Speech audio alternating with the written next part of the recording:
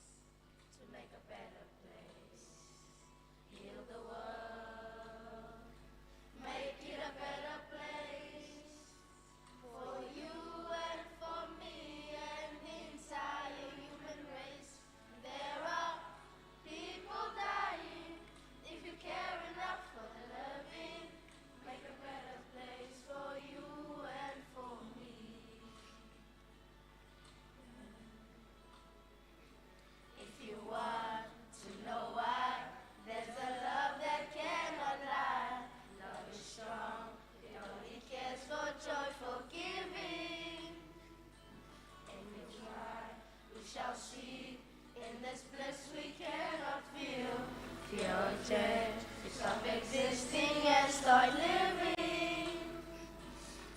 Then it feels that always love's enough for us growing. Make a better world. Make a better world. Heal the world. Make it a better place for you and for me and the entire human race. There are people dying. If you care enough for the living, make a better place for you and for me. And the dream we were conceiving will have a joyful face. And the world we once believed in will shine again in grace. Then why do we keep stranding life when the earth crucifies its soul? What is plain to see is what is heavenly. Be God's glow. Fly so high, let our spirits never die. I feel you all, oh my brothers. In a world with no fear, together we'll cry happy tears. Something into pressure. We could really get there if you care enough for the loving. Make a better space, to make a better place. Heal the world, make it a better place for you and for me and the entire human race. There are people dying. If you care enough for the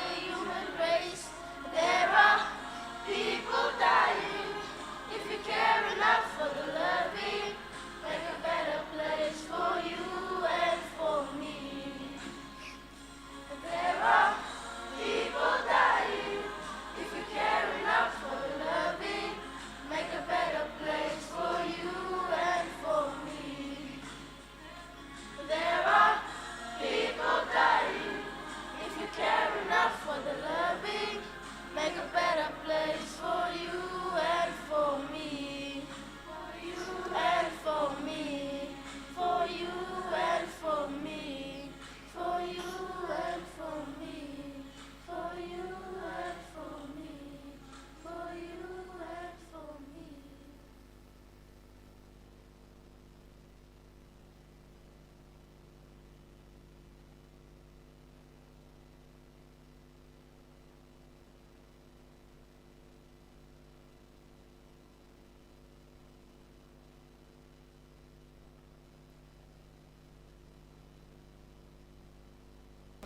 All right, thank you very much, Lindo Community School. And to welcome us and make us feel at home, I would like to invite the director, or the operational manager, sorry, of the Sustainability Institute, Rico Wessels.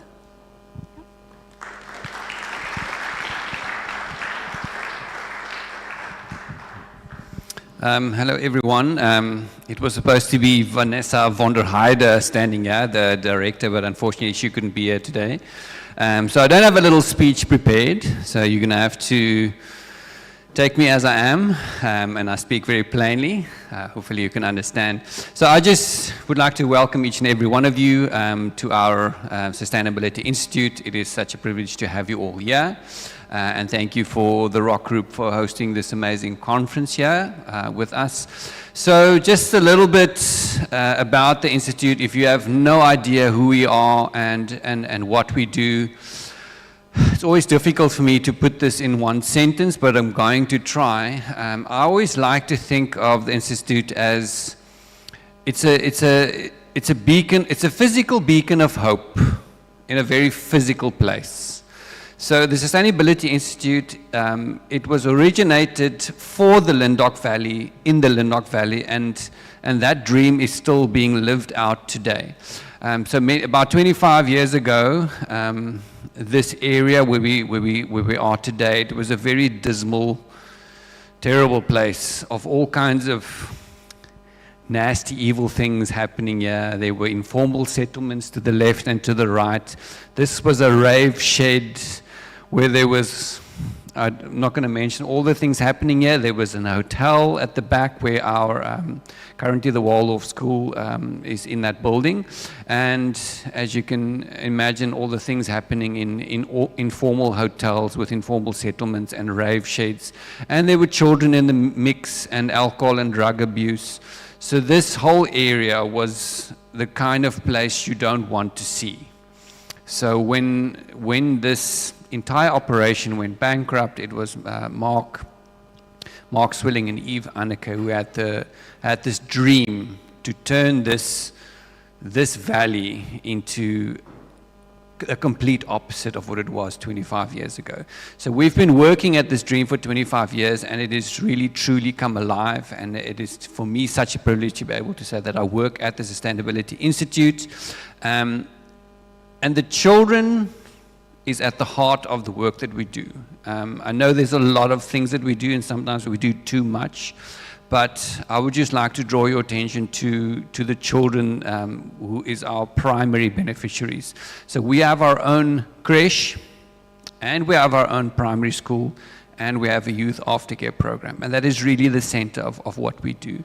So we believe that if we're going to see change in South Africa, we have to start with the children, and not just with another handout or another bunch of books delivered for education or another soup kitchen. That is not the way we're going to see real change. We believe in change is going to be seen through the care for children from ages 0. So it starts with our creation. It starts with our learning approach, and with our teachers. We only employ values-led individuals, and the teachers in our school, they are trained in the Montessori holistic approach. So these children really receive the kind of care that they will receive nowhere else. And what makes us different, we're not a Montessori school that you will find elsewhere that is run by a private organization.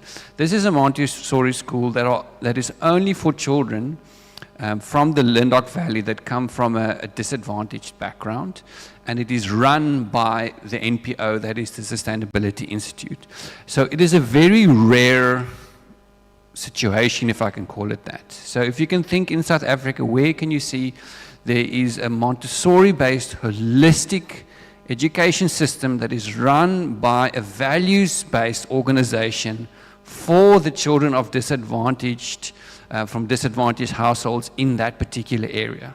It is a really unique situation, if I can call it that. So for me, that is the real heart of what we do.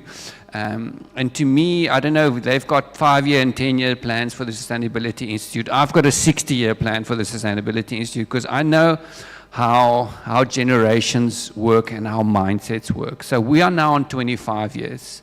So when we see these children that we've had in our schooling system grow up and have children, and we have their children come through the Sustainability Institute, and we have their children come through the Sustainability Institute. Imagine the kind of humans and leaders that we'll see come out of this place. So that to me is the real beauty of what we do. We do many other things. My program is actually called Nourish. So I am the Nourish program coordinator at the Sustainability Institute. It's all about food. So if you want to, I'll tell you a little bit more about that before the tea break later. We also, I'm not going to bore you with everything that we do. Obviously, when we do anything, it has to be embedded in research. So we've got our own research department. We produce thought leadership pieces. We do a lot of monitoring and evaluation just to make sure that the impact that we hope to achieve is actually being achieved. But yeah, I think my 5 minutes is up. So I'm going to leave it at that. I will be around if you have any more questions for me. But just from my side, it is such a privilege to have you all here today, and I hope you have the most meaningful time here with us. Okay, thank you. Thank you, Rico. Okay, now that we are at home, we are going to move into day 2.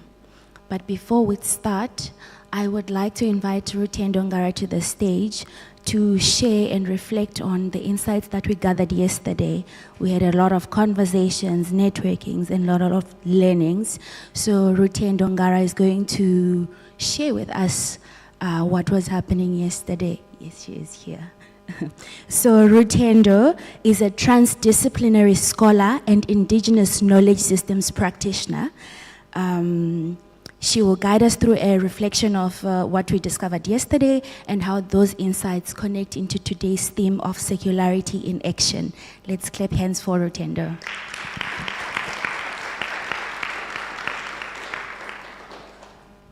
Thank you so much. Can you hear me? Okay, it's a bit of a shock. I wasn't aware I was doing this still. So I'll begin with the story which I believe summarizes what happened yesterday. This is a story of a river which was mentioned, the delta was mentioned in one of the sessions by Sina Gugu, the Niger Delta. The Niger River arises 240 kilometers from the Atlantic Ocean in the Guinea Highlands. And an economics of efficiency will tell us that it should follow that route from the highlands of in the Guinea Highlands, down that 240 kilometers and eventually drain into the Atlantic Ocean. But this river is defiant. It does not follow that route. It moves into the Sahara Desert. It moves away from notions of efficiency. It moves into the other. It moves into that which has no water. And the science of the dominant paradigm will tell us that it should continue a linear route now that it is moving into the Sahara and eventually drain into the Mediterranean Sea, where the Nile River, which is the longest river in the world, also drains. But that river is equally defiant. It does not follow linearity. It turns at Timbuktu, which we will know was a center of great knowledge and civilization, and instead moves a very long, tortuous route through Benin, through Nigeria, through Togo, until it eventually drains into the Atlantic Ocean at the Niger Delta after more than 4,170 kilometers of river. Now, in this movement, this river becomes sluggish. It does not flow down a gradient. Sometimes it flows out flat ground, sometimes it flows up a gradient. And in this, it loses a lot of its flow. It becomes inefficient. And this inefficiency has the ability to create lakes as large as Belgium. This inefficiency has the ability to create one of the largest centers of biodiversity in the world. This inefficiency has the ability to be home for more than 40 different ethnic groups and millions of people. This inefficiency is highly effective at creating life. This was the discussion yesterday, I believe. It was the discussion on how we can move from notions of efficiency, notions of linearity, into circularity, because this is what this river does. It moves a circular route in order to eventually drain into the Atlantic Ocean. As we do this, we think about conservation, we think about indigenous knowledge systems, which in their own ways do not follow the modern Western paradigm, which we were told has, is addicted to things like GDP growth, is addicted to, as I said, efficiency, but instead is more in the circles and cycles of nature itself. So I believe that that was what yesterday was about. We were told about the difference between skill and opportunity. We were told about the impacts of colonialism. We were told about the importance of listening to nature as opposed to lording over nature. And we also explored where ecology, where community, and where business may perhaps have a conversation. And I believe that that then becomes the impetus that will allow today to take root. And I hope, like the Niger River, we may know that it is not efficiency in the way the modern paradigm, which is leading us to destruction, is taking us, but perhaps it is effectiveness. And may this conference today be about effectiveness and circularity. Thank you. Thank you very much.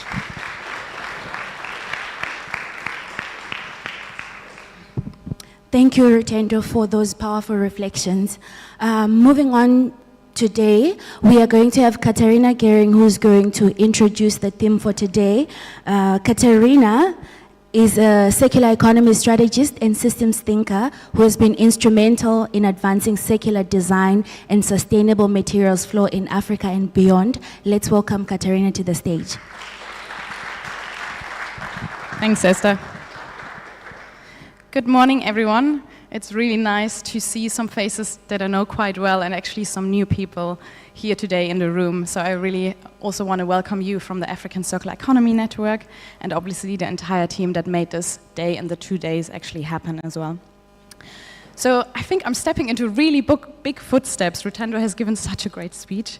So I think day one really focused on challenging how we are seeing ourselves within the broader systems, asking ourselves why we are believing that humans are on top of the pyramid of an ecosystem instead of seeing humans within nature, part of a bigger system. Words like collective intelligence and interconnected relationships were mentioned as a requirement to live within nature.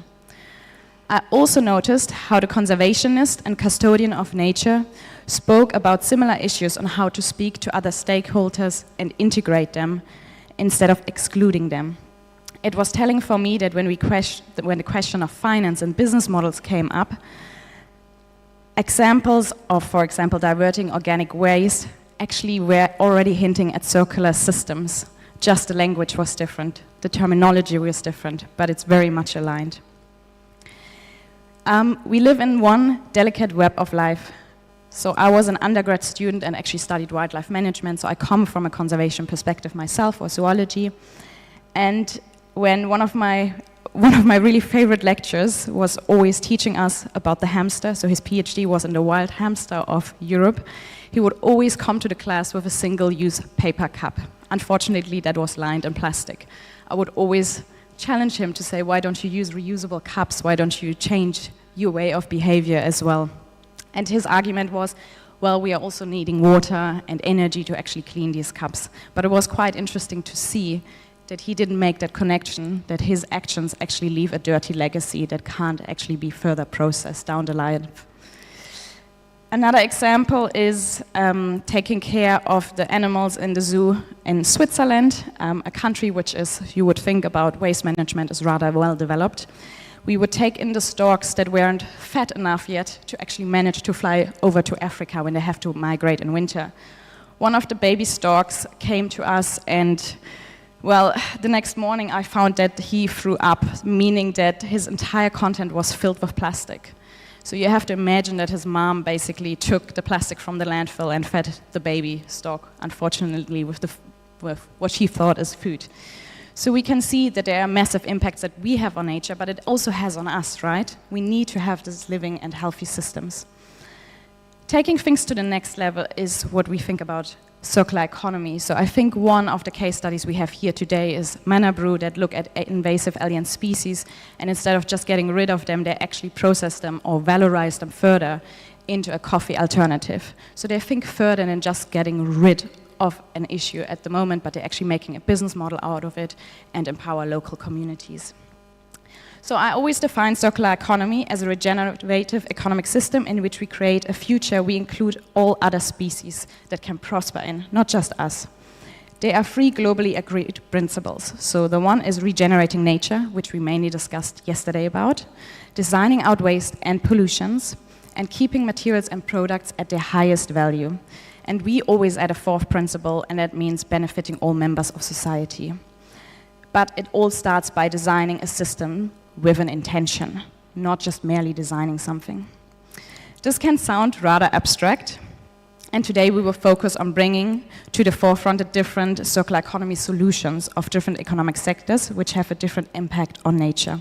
We will dive into nature as a circular business case, learning about how circular manufacturing can bring about new economic and job opportunities, dive deeper into single-use plastics in the hospitality and tourism sector, and hear from circular startups, while our afternoon will really allow us to discuss more and focus on actions.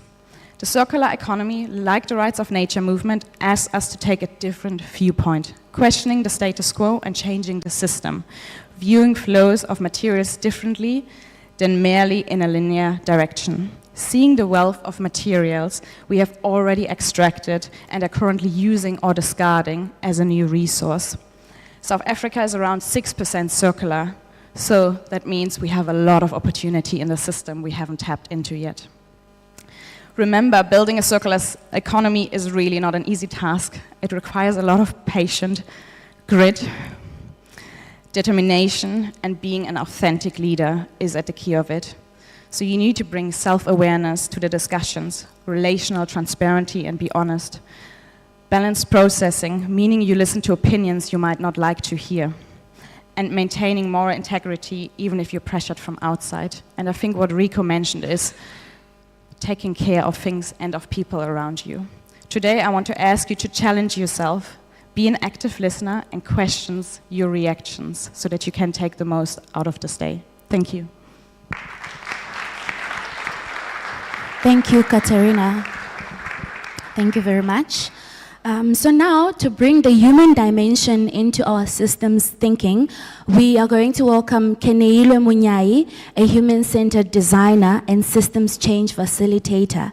Her talk, Transforming Systems and Design Thinking, the Bigger Picture, explores how creativity, empathy, and collaboration can reshape the systems that define how we live, work, and consume. Can we clap our hands for Keneilwe?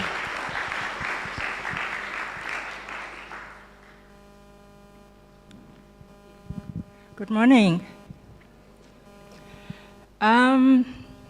So, having been here yesterday for the first time, and hearing from all the different participants and different talks, made me realize, because often the spaces that I work in, sometimes as a designer, I feel like an outsider. Whereas yesterday, I felt like I was amongst fellow peers, which was quite interesting. And I loved a lot of what I heard yesterday.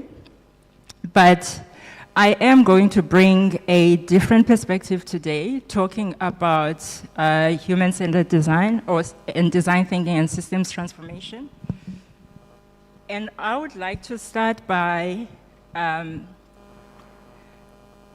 maybe talking about what I think, or how I think circularity work or can work. And the reason for this is that I've been working with a lot of social entrepreneurs who are trying to develop solutions to biodiversity issues in the Southern Africa region. And a lot of the time, it's people who are really passionate about solving challenges that they see within their communities. But the problem is that you can have passion. At times, if you don't have the financial support or you don't have the business models to support your vision, it doesn't get anywhere. It doesn't go anywhere. And what I think is critical when it comes to circularity is the notion of collective efficiency. How many of you have heard of the term collective efficiency? Just show of hand if you've heard of collective efficiency. Okay, we have 2 people. So when we are talking about collective efficiency, we're talking about the notion of working together as actors, not only to reduce cost, but also from a production or a service perspective, okay? I think for me, what is critical is that we know that in other spaces, this notion of a lone genius as an entrepreneur is pretty much prevalent. But when it comes to circularity, we need to have a completely different mindset, realizing that you cannot achieve the impact you want to achieve as a lone genius. You need others. You need to collaborate with others, okay? And what is also important with collective efficiency as well is that it moves away from this notion of thinking about setting up big systems that are not able to adapt when changes are required. Because an entity can remain small, but partner with others in order to support them to achieve the impact that they need to achieve. And as a result, they remain flexible and they are able to adapt to changes. Because remember, we keep learning, and the more we learn about the impact we have on the environment, the more we come up with regulations, and the more we need to adapt to those regulations. And often, big entities are not able to adapt quickly because they have these huge setups. They've invested a lot of upfront costs to setting up their systems. So for me, what I think, especially for the African continent, is to have these small, agile entities that are able to adapt, but working as a collective. Of course, that is not an easy thing, because we all talk about collaboration all the time, but collaboration is not easy.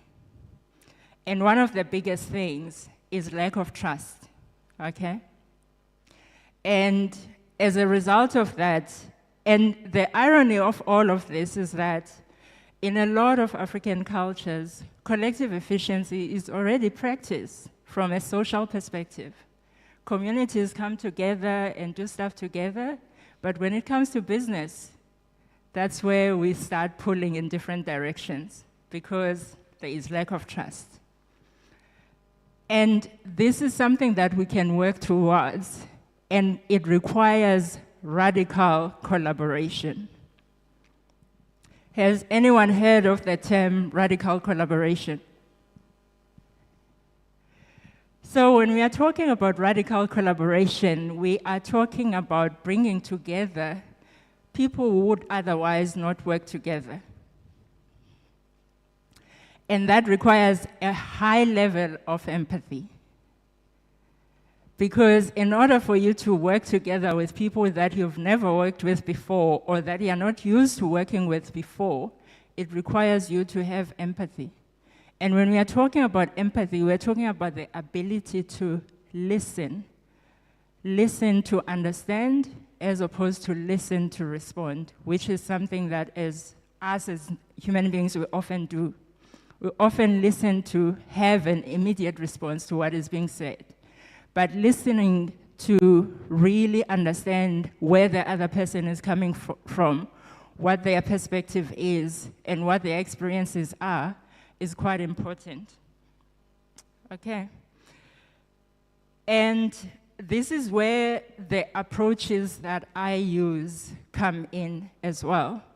So I use the human-centered design approach, which is an empathetic approach to problem solving, problem understanding, and problem solving and innovation, okay? And human-centered design uses processes like design thinking, user-centered design, and service design, okay?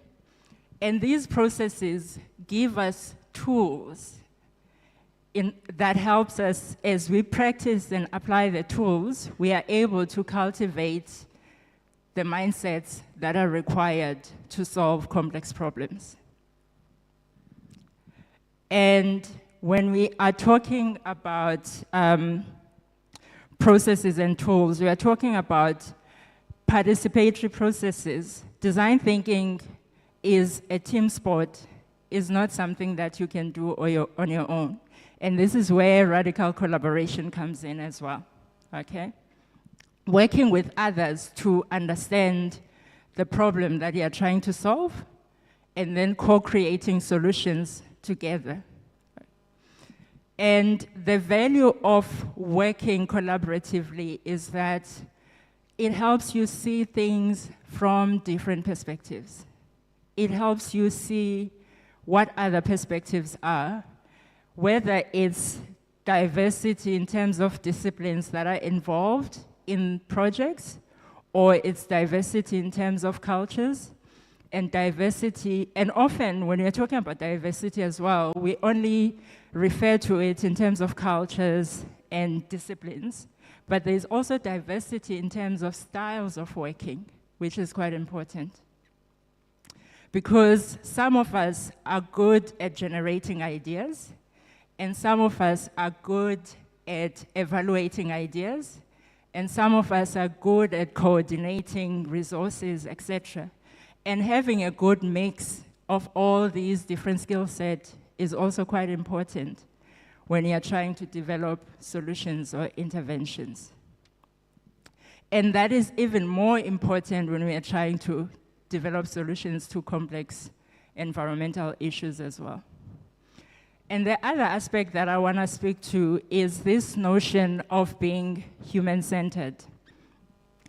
Often when I work with social entrepreneurs, they are interested in solving a biodiversity issue, and they are frustrated by the fact that community members are cutting down the forest, and they want to come up with a solution to this issue. But at the core of all the environmental problems that we are trying to solve, they are humans. And understanding who those people are, and understanding the what and the why of their behavior is important to developing solutions that actually work. Because at the end of the day, if you are not involving the people and going full steam ahead as a lone genius and developing a solution, that solution is not going to get very far. You might at the beginning have a funder who's backing you, but as we have seen the changes globally, you can't rely on funders alone. So you also need to think about sustainable business models. And so processes like design thinking don't only help us in terms of cultivating participatory mindsets, but they also help us in terms of understanding problems, but also developing solutions that make sense and meet the needs of the context. But they also help us in terms of developing business models that work for the context in which we operate in as well. And then the last thing that I want to quickly speak to is some of the key mindsets that I think are very important while working in circularity. So I mentioned empathy first as one of the key mindsets. And when we're talking about empathy, it's not just about understanding, it's also about seeing a situation from a human point of view instead of a systemic or organizational perspective alone. Understanding the needs of the people and their constraints is quite important. And the second mindset that I want to speak to is curiosity. When we're talking about curiosity, we're talking about an aspect that enables us to push up against static tendencies such as confirmation bias or stereotyping, or going back to existing knowledge instead of new insights. Because curiosity is actually a tool that can help us to see complex situations in a new light. But we need to be open to asking questions and listening to what other perspectives are in those problems. And then the next mindset that I want to speak to is optimism. There's a Maori proverb that says, "Turn your face to the sun, and the shadow will fall behind you." And what this means is that we're all working in very complex environments. We're all facing challenges, but we always need to remain optimistic, because when we are focusing on cynicism, it shuts down creativity and thoughts. While optimism is very generative, it allows us to come up with solutions, think of better ways of doing things. And then the last one that I want to speak to is this notion of experimentation. Experimentation is used a lot in the design space, where we create prototypes of everything that we are trying to develop. What this does is that it helps us to test our ideas before we invest a lot of resources, time, and money on solutions that might not actually work. And they help us to communicate our ideas to others and get feedback so that we can learn. Because in human-centered design, the way we work iteratively, constantly testing our solutions to make sure that they make sense in the context of use, and we are not just wasting time and resources. And then the one thing that I want to maybe end with is a question for all of you. And the question is, what would happen if we were to treat radical collaboration as a key ingredient in circular economy? And hopefully you guys think about it, because I think it's definitely a valuable thing. We've heard yesterday from the different talks about people working with communities, etc. I think we need even more people involved in circular economy. Not just us in the room, but bringing in even the ones who are not there yet. I think it's our responsibility to make sure that it's not just for certain individuals, but everybody gets involved. That's how we're going to save the environment. Thank you, Keneilwe. Thank you very much. Please do think about the answers, and we can share them during our tea break, right, with each other. So now moving on to the first plenary session for today, we are going to talk about circular systems for a regenerative future. Before I introduce the speakers, may they please take the stage, and then I'll introduce them one by one before they speak. Shall we clap for them as they come to the stage?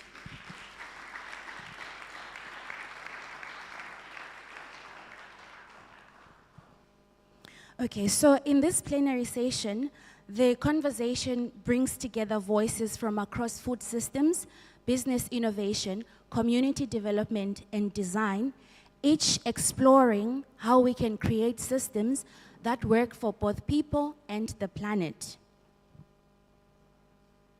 Yeah? Right.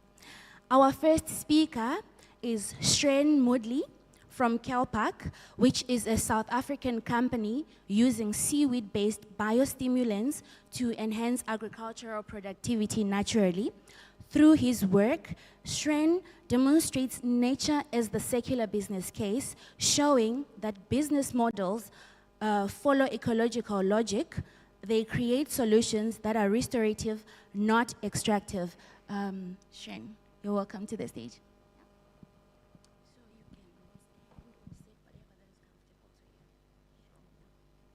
So I'll just sit with the group here, if that's okay. So yeah, hi, I'm Shren. I work for a company called Calpac. I've been with them for a few years now, and you know they're an amazing company in terms of circular systems. So I'll just summarize what they do, and everything that they do is completely circular. It fits into everything we're talking about today and yesterday.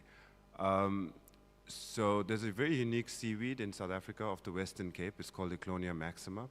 It's only here in South Africa off our western coast and a little bit into Namibia. That seaweed can do amazing things.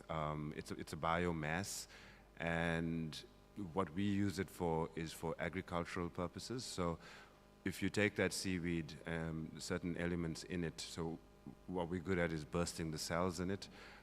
When you burst the cells, you release the goodness out of it, and that goodness goes back into the ground. And what it does in the ground is it helps plants absorb the nutrients more efficiently from the environment, from the soil.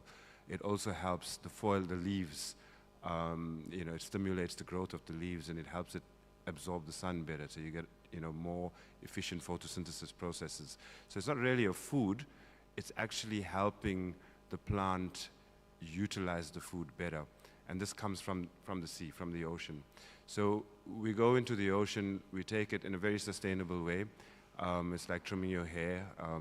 We don't really kill the plants, and then the plant regrows in the sea. We then take that and we put that we make a product out of it that goes into the ground.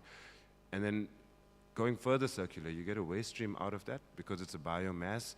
We take the waste stream and then we make further products with that. So then what we're working on right now is actually taking the waste stream, which is rich in bioactives, and then you add that with compost, and then you have a sustained release pellet that you can then put on crops and grass, and now you've got really food in it as well as the biostimulant potential in it. So I'll stop there. I'm not sure on time, if that's okay. If there's any questions, we'll do that at the end. Yeah, we'll do questions later. Yeah. Okay. Thank you very much.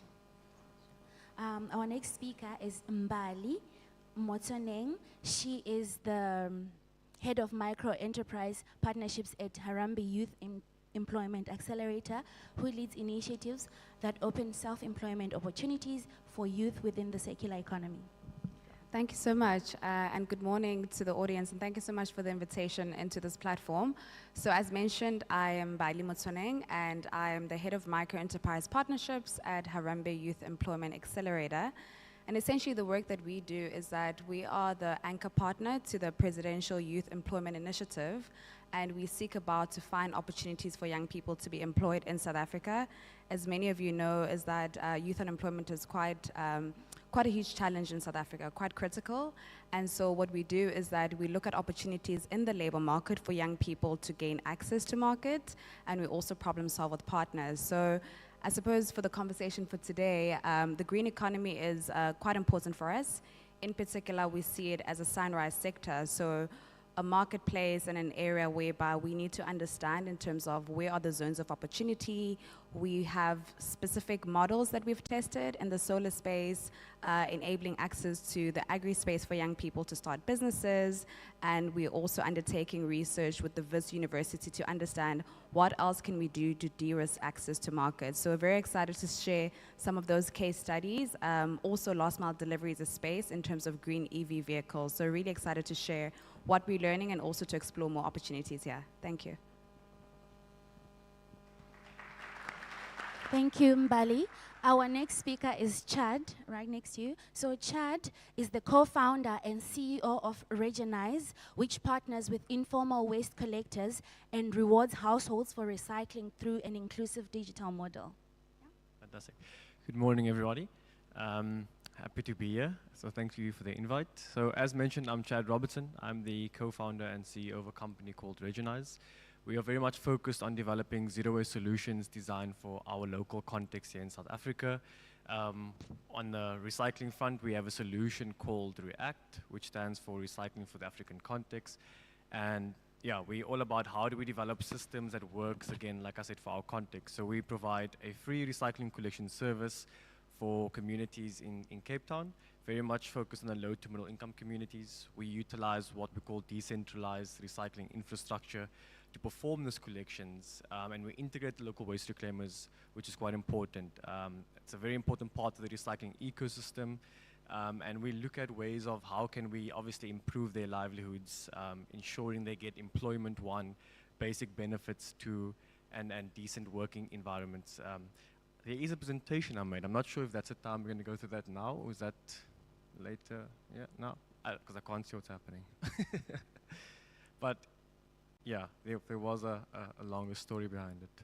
But that's essentially what we do. We also incentivize households with a virtual currency called Remali. Very important to help encourage people to recycle, especially when they haven't recycled before. And so this is a currency that can be used digitally or offline through local network spaza shops. And so the whole objective is how do we keep that economy from the waste sector, but also improve, improve the local economy at the same time. The presentation is ready if you want to go through it. Yeah? Okay, I can't actually see what's happening, so I can. Sure. How much time? Do I have time for the presentation? Okay. Great.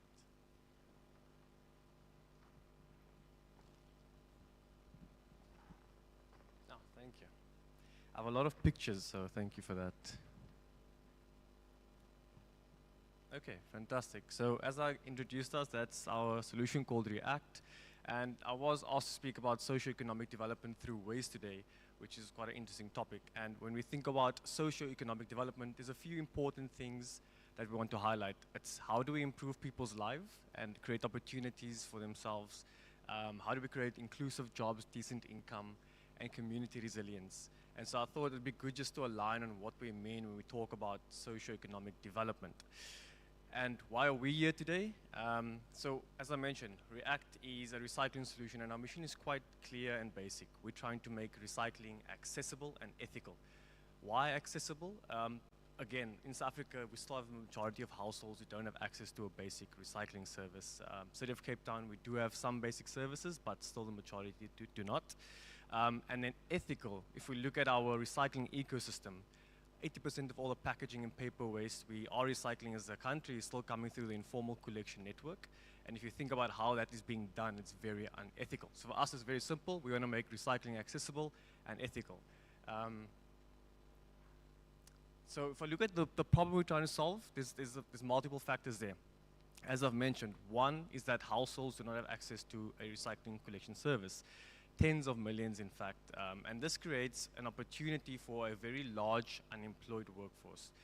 They're known as waste reclaimers, and they're not waste reclaimers because they want to be waste reclaimers. They're waste reclaimers because there's this opportunity that's been created through our unique waste system where there's a lot of packaging sitting in our garbage bins, a lot of unemployment, and they take the opportunity to create a solution for themselves. This is what is known as separation outside source. Instead of you separating your recyclables at your house, these guys are separating your recyclables outside of your house in a garbage bin, which, if you think about it, is quite unethical because they're scratching through all your garbage and all the things you throw in there. And so there's better ways we could do this, and this is what we're trying to solve. So the question we ask ourselves is, what if there was a way to make recycling more accessible to every South African household? What if there was a way we could integrate the waste reclaimers into that model and ensure that they have better jobs without requiring large and expensive infrastructure? And this is where the React solution comes in. So we provide a free recycling collection service for households in lower to middle income communities that employs local waste reclaimers to operate that decentralized recycling hub. We use the decentralized recycling networks to collect these recyclables from the community. And yeah, we also have, like I mentioned, a virtual currency that incentivizes the households to recycle.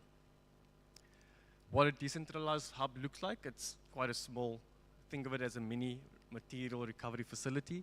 It requires a minimum space of 60 square meters, can service up to 1,200 households. It creates jobs for 5 waste reclaimers and then diverts about 120 tons per annum. How this process works, we firstly go into a community. We will find a location, we will set up our decentralized recycling network there. We then begin integrating waste reclaimers. We start activating the households, so it's a big sales group that will go out and do that work. We begin the collections of the households.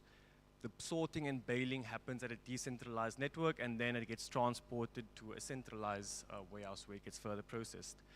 And this is what some pictures of what it looks like. This is one of our hubs. This is what some of our training looks like, where we get local youth, train them up as sales reps. We then go into communities, do the activations, get people to recycle, and we would launch the hub, which is quite a fun activity. Collections happen in various ways. We started out with tricycles, we migrated to electric bikes and used trolleys and cages. So we've tried quite a few unique methods. We're now on the electric truck version, which is quite exciting, where we're utilizing electric trucks to go around and collect these recyclables in the communities. All the material comes back to that decentralized hub, it gets sorted and then goes back to our warehouse and gets turned into bales and gets sold. So that's our process of recycling for our context. We do have 7 hubs right now in Cape Town, and in total we've created about 64 jobs, diverted around 200 tons so far this year through those networks. Remali, as I mentioned, the virtual currency. Each time households recycle, they earn some Remali, which can be used online to buy various vouchers or offline, and there we have local networks as Pauza shops. These are some pictures of what it looks like on the ground. And so, yeah, again, our shared goals and linking it back to the socioeconomic development is how do we take a big workforce like the informal waste reclaimers, looking at the context we have in terms of our waste systems in South Africa, and design something that's a bit more dignified, a bit more for us, and that makes sense. And we want to see, dignity being given to this important workforce. If you weren't aware, waste reclaimers play a significant role in our economy and for our environment. And they at least deserve to have basic rights, employment rights, basic income, etc. And yeah, just in terms of our objectives over the next 12 months, we are busy scaling our hub network to 36 decentralized hubs. This will service around 43,000 households and create jobs for 180 waste reclaimers. So if you are interested in partnering or chatting further, please do connect with us. Thank you very much. Yeah. Thank you very much. Chad, can give it to Tracy. Thank you. And continuing on livelihoods, we are going to go on to Tracy Gilmore, who is the co-founder of Taking Care of Business, a social enterprise that empowers unemployed South Africans through repair, resale, and reuse initiatives. Tracy. Hi, thank you. It's lovely to be here. Nice energy. I got such lovely feedback yesterday from Nomzamo, who's our branch manager. She said it was amazing, so I'm sorry I missed it. So thank you. So Taking Care of Business, we started 15 years ago when we realized there was a huge amount of waste within the retail supply chain that could be an opportunity for unemployed South Africans to start their businesses. So very early we reached out to Woolworths and they came on board very quickly because obviously with the broad-based black economic empowerment, you can claim your enterprise development points. So that sometimes starts the relationship, but my goodness, after that, that radical collaboration starts to happen. And we have amazing relationships with the retailers, and what they're actually doing in South Africa is very different to what people are saying they're doing globally, because it's very generous and we're getting a huge amount of stock. So obviously we're getting clothing, homeware, appliances, etc., and it's helped us start various different programs. So we've got a program called Resell, Repair, Remake, and Reskill. So on the resale side, that is just really that surplus stock within the retail supply chain is helping people start their own trading businesses. So it's very important to have a very holistic model. So it's not just about getting access to the stock, it's about also creating a nice, safe environment where people can start to heal, where they start learning business skills, finance skills, and they get access to coaching and mentoring, building new friendships, while also having access to the stock. So within 6 weeks of joining TCB, you start trading and you start learning. So it's an amazing holistic model. And then in about 2014, Clicks joined us and they started giving us appliances. We thought, oh, okay, what do we do with these appliances now? And we realized there was an amazing opportunity to employ a lot of men into that program, because I'm always telling everybody men are people too, and we need to support them a lot, because there's lovely fathers out there, and fathers matter. There's a whole training with fathers matter. And we're now adding on the technical skills so people can fix anything from a kettle all the way to a fridge. So it's the business skills, the life skills, finance skills, and these technical skills. And what is so impactful is then once you've got skills, no one can take them away from you. So you see so much change happening there. And it's a massive passion project from ours. And we actually had a lovely conversation 2 weeks ago. We've always been chatting to Harambee, and we had a lovely conversation 2 weeks ago in Johannesburg. So it looks like we're going to be recruiting youth now, also focusing on the reskill program, repair program. And then remake, we're obviously getting fabrics, offcuts, trims, also within the retail supply chain that's kind of left over in factories. And now we're able to recruit women that have basic sewing skills and taking them to the next level where they can start running their own production lines. And giving them access to the market is so important, because we also understand that people aren't necessarily connected to the economy. So we've got to become the aggregator to make that happen.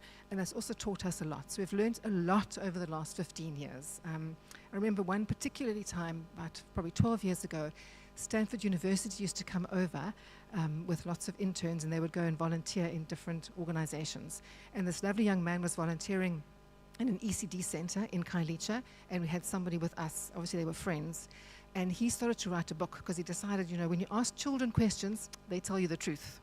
So one of the questions he was asking, he said, what's it like living in Cape Town, to like 4-year-olds? And they were going, no, we live in Khayelitsha. Now that cracks you into consciousness of how to connect everybody to the economy. So we've really learned a lot over the years, and we have an amazing network of coaches, mentors, trainers, amazing teams at TCB, very much focused on that personal and professional growth, and then at the same time supporting a healthy planet. So that's a little snapshot. Thank you.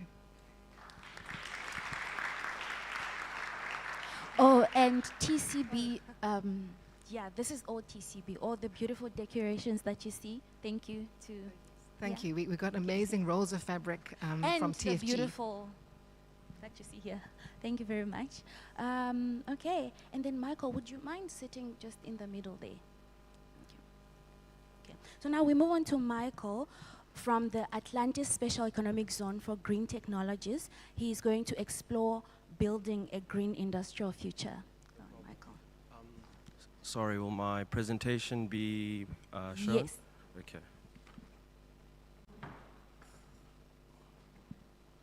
So I'll just move here. It's easier for me to see the presentation and also engage with everyone. Good morning, everyone. My name is Michael Ndualana. I'm from the Atlantis Special Economic Zone. Our vision sees us as the pioneering place where Africa's green economy thrives. Everything we do as an entity, as an industrial zone, is guided by green tech. We make sustainability the foundation of industrial competitiveness. So I'm just going to wait for the slide to appear.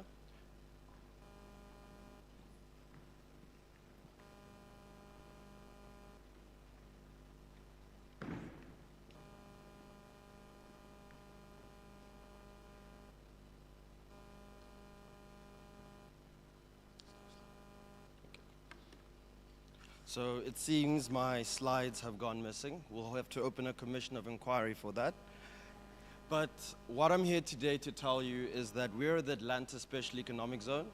When we were promulgated around 2018, the objective of establishing the Special Economic Zone was twofold. One, to revitalize the economy in Atlantis, support the just energy transition, and enable the growth of the green economy, whilst being a base that can protect South African industries in the context of CBAM. Now, what is our focus? We have what we call a living lab. The living lab is based on 5 principles that don't only guide us in our operations, how we conduct the zone, but they also guide us in the type of tenants we look to invest and the leases our tenants sign. So our living lab turns sustainability into measurable performance. Every tenant aligns with 5 focus areas. Inclusion. Inclusion is ensuring that investments in South Africa support value chain integration with the economic activities within South Africa. We also have our own internal skills unit, an enterprise development unit that ensures in every investor, every project, skills development and opportunities are able to return to the residents of Atlantis. We drive net zero waste, net zero carbon, net zero water, and working with nature. These aren't just slogans. They're built into our leasing and arrangements that we have with our tenants, and they're very fundamental in how we look to drive partnerships. Now, we have 9 categories of green tech. This focuses on the aspects of the green economy where we look to attract investment. Renewable energy value chain. So that is solar manufacturing, battery storage systems. We also are trying to support the just energy transition by creating an enabling invest where micro-mobility platforms, specifically electric 2 wheels, electric 3 wheels, can be developed. And we also view the end-of-life segment as a critical part of the just energy transition. The South African Renewable Energy Program began around 2011. The solar panel projects came along around 2014, meaning in the next 5 to 10 years, what are we going to do with the solar panels which come offline? Hence why we also target the end-of-life segment. Now, how does this work in terms of industrial symbiosis? We look to cluster complementary industries, batteries, solar, agro-processing, to form self-reinforcing ecosystems. For us, industrial symbiosis means one firm's waste becomes another resource, cutting emissions, shortening supply chains, and creating local competitiveness. So what does that look like in practice, right?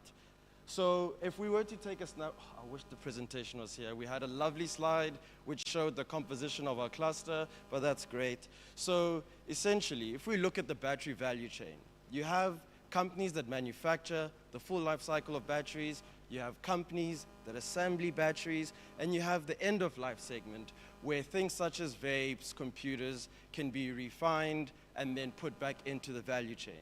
Now, within our current pipeline and cluster, we have a battery assembler who's been approved for Zone 1, waiting for DTIC funding to take the structure forward.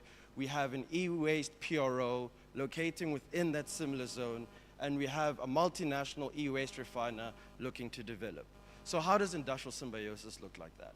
So the e-waste, the PRO, through the EPR scheme, is able then to engage with corporations, companies, retailers, and collect electronic waste which otherwise would have been sent to the landfill. That waste is then distributed to the refiner, who's then able to bring out the critical minerals. And then over time, the assembler will no longer need to import certain critical minerals from Southeast Asia or even African partners, because the goal is an ecosystem approach. Shared utilities, energy, and byproducts that create a living industrial organism rather than isolated factories. This is how we operationalize circular manufacturing on the zone. Even with regards to the infrastructure of our zone in Atlantis, Zone 1 has recently been completed. I think the total project cost was about 125 million rand, of which 35% of the procurement contracts went to local SMMEs in Atlantis, who are also graduates of our enterprise development programs. If we look at the roads within our zone also illustrate our determination to reduce waste to landfill. How, you may ask? The road in itself is not normal tar. It contains resin 8, which is recycled aspects of plastic.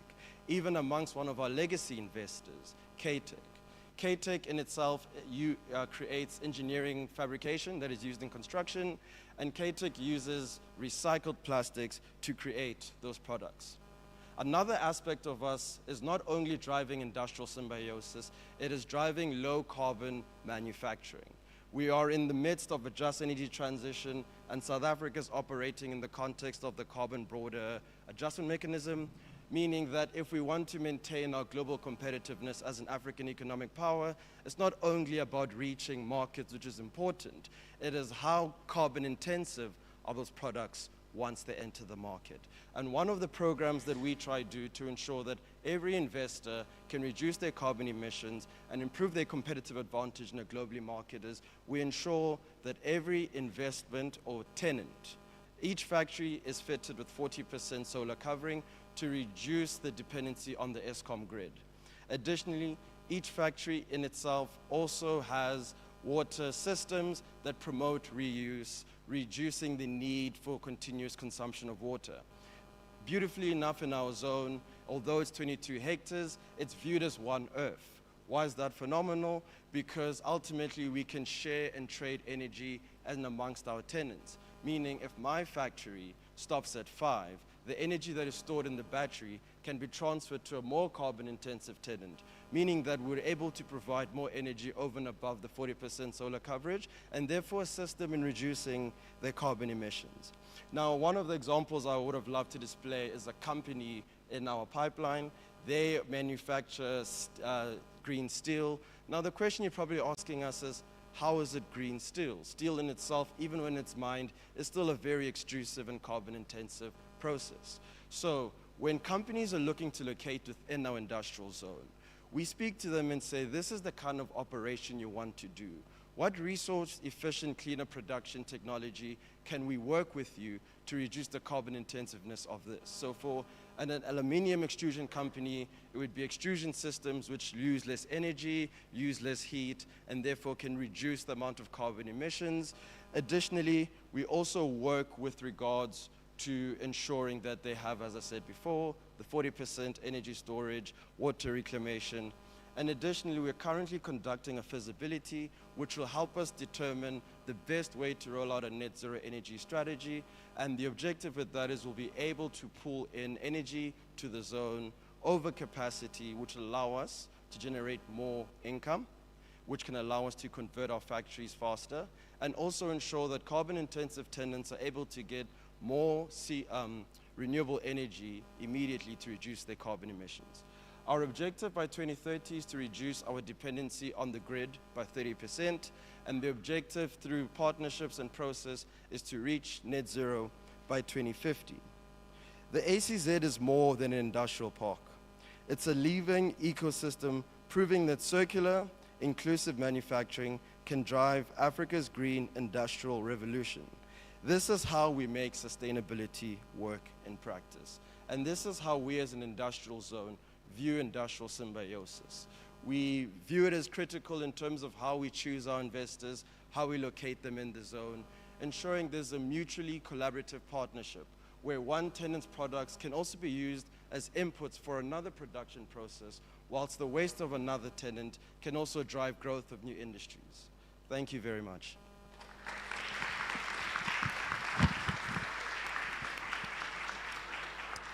Thank you very much, Michael. And sorry for the presentation. We will share it with all the participants here, and it's also in the session, the manufacturing breakout session. So don't worry, it's still there. All right. Now, our last speaker for this plenary is Nick, who is the co-founder of Thrift, a digital platform redefining second-hand fashion through technology. You can go on. Hello, everyone. Yes, I'm Nick. I'm the co-founder and CEO of Thrift. We're an online marketplace for circular, sustainable fashion. So think secondhand or pre-owned items that have passed fairly strict quality standards. To put it more bluntly, we are taking on the seemingly a bit crazy task of competing with both Yaga and Facebook Marketplace. it's our belief that fashion resale is an important part of the circular economy, mostly to try and curb the impact of fast fashion and ultra-fast fashion, but also to provide options to consumers with sustainability and affordability in mind. That said, we still believe that there are major pain points in the existing options that people have that we believe are holding it back from the true impact it could have. It's a big, growing market, but we'd like to provide people with options that are going to help it grow and really reach everyone in South Africa. So what we've prioritized, considering we're an online platform, is three major things. Firstly, it's to try and drastically improve the user experience of buying secondhand or pre-owned or past season things online. If you've done it before, it can be a little bit crazy and a little bit messy, and we'd like to get it feeling a bit more like browsing Superbalist or Bash. The second is that we want to be completely digitally and logistically inclusive, so being able to reach every South African on their preferred digital platform, whether that's the web, a mobile app, or even WhatsApp. Not everyone uses all the same things, so being able to meet people where they are is important. And not only that, but being able to collect from and deliver to anywhere in the country, not just major hubs or places with traditional addresses. And lastly, actually, it's to have a direct link to companies that deal with the clothing that can't really be sold online or doesn't pass quality standards. So the likes of TCV and one of our existing partners, Clothes to Good, we believe it's important that we play a role in finding a home for the items of clothing that aren't suitable to be sold online. Yeah, that's pretty much what we do. If you'd like to check us out, contact us, shop online, visit our website. It's www.thrift, that's thrift without the T at the end, .store. Alternatively, we've set up a mini thrift store outside, just as you exit the cafe, with a few items to browse through or just to come chat to our team. There's all four of us, three sitting in the front there. So yeah, would love to chat and see what we can do.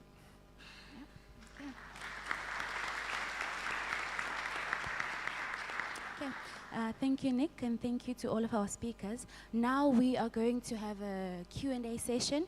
So if you have any question or need clarity for any of our speakers, please feel free to raise your hand, and Karin will bring the mic to you. So who wants to start? Valerie? Yeah? I'm going to get a reputation here.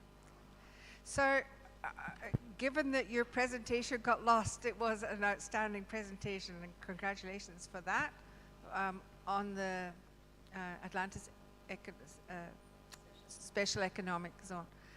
So, I don't know whether you know this, but I'm sure you do. Right next door is one of the most biodiverse, conservation-worthy pieces of land that we have in this area. Is there a plan to somehow incorporate and support that as part of your circularity effort? So we always look to engage and make partnerships, particularly with the city of Cape Town, who are the custodians. I think you're speaking about the Atlantis Aquifer. Are you speaking about the aquifer? Or the dunes? Yeah, how's it? So I Good, was good. curious to know how you fit to the city of Cape Town, like how your organization stands as an NPO or whatever it is, the structure. And then with respect to creating some kind of banking and exchange deal, because my understanding is that in order for business to be given the opportunity to develop in this zone, there has to be some sort of give back to nature. And there has been an attempt to create a banking and trading mechanism for that. And I wasn't sure if you're familiar and what role you play in that space, like taking yourselves beyond just the people and the economy into, well, what about nature that's really getting lost, literally being lost? Thanks. So within the zone in itself, we have a program which is working with nature. So within the zone and even the areas close proximity with the zone, we try and remove alien invasive plants, and we ensure that even the landscaping when you do come to a zone has plants that are native and indigenous to Atlantis. We do partner with the likes of Green Cape and some of our investors to also do a lot of education with regards in the schools with the ecology. So for example, one thing we've started doing this year is supporting Arbor Day. And I think one of the initiatives we were able to do was to donate 50 trees to the schools in and around Atlantis. I'm not really too sure if I'm answering your question specifically. Well, so my question is, where is the stable long-term funding mechanism? You know, the donations, the ones for... Oh, shame. You weren't here yesterday, perhaps, maybe. No, but maybe this is a workshop this afternoon, hey? I think it is. Okay, let me be quiet. All right. Yeah, if I may, just add to that. My name is Matt Cullinan. I'm the CEO of the Atlantis Special Economic Zone. So the City of Cape Town is a shareholder, and we do have a land banking project. So all the land that is developed in Atlantis is offset by land in a nature reserve that has been specially bought for the purpose. We work very closely, and I think that's what Michael was alluding to with the Witstrand Aquifer Nature Reserve. So the biodiversity there is critical, and that nature reserve itself was set up to protect the aquifer. So in a sense, no development happens there, so the water infiltrates into the aquifer. And we also have designed our zones to maximize on-site water retention and infiltration. Within reason, we obviously certain big flood events and so forth. So an industrial area is always going to be pretty destructive in terms of you have to bulldoze, you have to re-landscape, and then re-landscape hopefully with some of the indigenous plants. We do search and rescue, remove all the critically endangered species, and then relocate them where we can to the Witstrand Aquifer Nature Reserve, and then, as Michael said, re-landscape with indigenous plants. But yeah, the offset is the best that one can do, I think, in the context of an industrial area. So yeah, thanks. Thank you very much, Matthew. We have another question here. Thank you. Hi, my question is for React. I'm sorry, I didn't catch your name. Bali? Yeah. No. For the person who runs the React Chad. Thank you, for Chad. Very interesting project. And I'm wondering if you can comment a little bit of where you are operating at the moment. And my understanding is that you're focusing on areas that don't have access to recycling. So I'm assuming well-resourced neighborhoods wouldn't kind of match your criteria. However, I'm wondering if you are open to exploring those areas. I'm asking for a very selfish reason. I've just moved to Mowbray, and I do see reclaimers in the area, and I would love to explore something like this. But if you can comment on that, and just more generally, how in Cape Town, because I know in Johannesburg there are some examples where neighbors have actually engaged with reclaimers to set up some sort of pilots, and what you are seeing here. Thank you. Perfect. So yeah, maybe for context, in the City of Cape Town, of course, there's the Think Twice service. It's provided by the City of Cape Town. So that service is about, I don't know the exact number, but I think about 200,000 households around Cape Town. The remaining does not have a free collection service.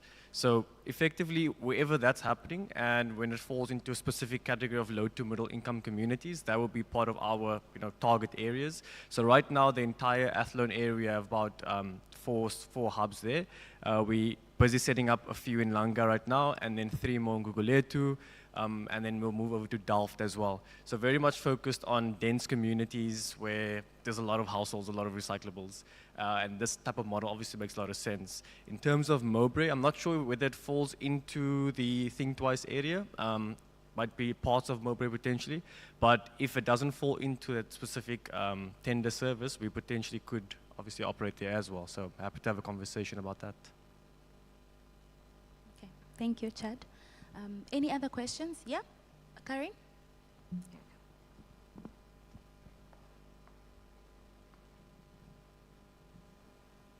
Hi, I have a quick question for Keneilwe. You mentioned radical collaboration, and I underlined it like 3 times, and I wanted to know if you just have any real-life examples of what that looks like. So Keneilwe is behind you. There.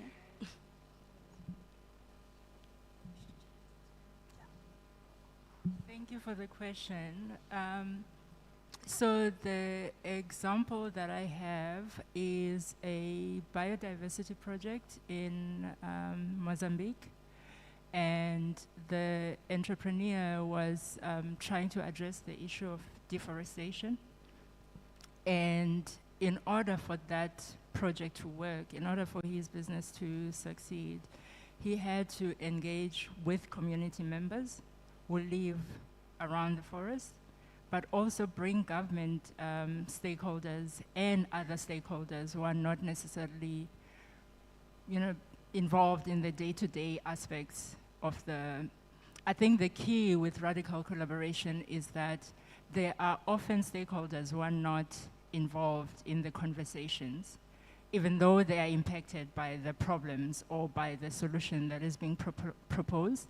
So it's about being comfortable having the uncomfortable conversations, but not just conversations, but actually co-creating with the communities and other stakeholders. But it requires a lot of, ensuring that you are able to hold the space and hold conversations and have the difficult conversations, not just conversations, but solutions as well. So not just talking, but also doing. Thank you, Keneilwe. Jan, right there.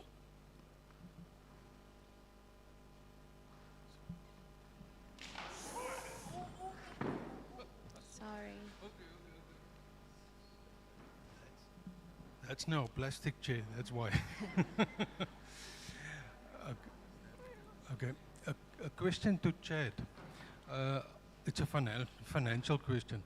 So I would just like to know, do you actually generate all the income out of the business that you do? Or is there grants from outside that helps you with that? That's the one question. And the second one is, do you pay the people above minimum wage? Those 2 questions. Sure. So for the first question, that's one of our business models. So we do have multiple business models in the company. This one we've particularly focused on scaling. So the particular one I showed, that one is not profitable as yet, but they're obviously part of the scaling plan is to reach that. In terms of investment, yes, we have received investment for the model. It is a capital-intensive process because you're setting up a lot of infrastructure. And I think through our journey, we've leveraged grants through competitions in the past. So SAB Foundation, one of them, GSMA, another competition. And so yeah, we've leveraged those grants. Recently, we landed our first sort of private investment, which was a bit more of a hybrid investment. So that's grant with some debt. And so yeah, this is to help us with our scaling journey right now. In terms of the reclaimers that these employed, so obviously there's the reclaimers we employ. At this stage, they are earning a minimum wage. That's the entry level. For us, it's a good win because if you look at the average income for reclaimers, it's about 1,500 Rand. And us being able to provide at least a minimum wage, it's quite significant and makes our model probably one of the most expensive recycling collection models in the country, because if you think of how waste is being recycled, it's coming through the informal waste reclaimer network. Like I mentioned, that's quite cheap if you think about it. No one's employing them, no one's giving them UIF, no one's paying any PPE for them. So yeah, it is quite an expensive way, and it's the way we think recycling should be scaled for our local context, which makes it very tricky from a financial perspective. But yeah, we assisted with different business models in the company. Yeah. Thank you. Good morning. Good morning to the delegates. I'm Wale from Experian. Thanks to the speakers for the interest in projects you're running. My question is also for Chad, and it's a financial question. I was interested in what are the setup costs of your typical unit? What's the turnover and profits? Happy to chat about that offline. But yeah, expensive setup costs. Of course, like I say, we're not profitable yet, so it's part of the journey to reach that. We know where that mark is for us. But yeah. Hi, morning everyone. Thank you for a great presentation. My question is to Shred from Calpac. I've got a question with regards to, I think it's fascinating that you're using kelp that is solely grown in the Western Cape.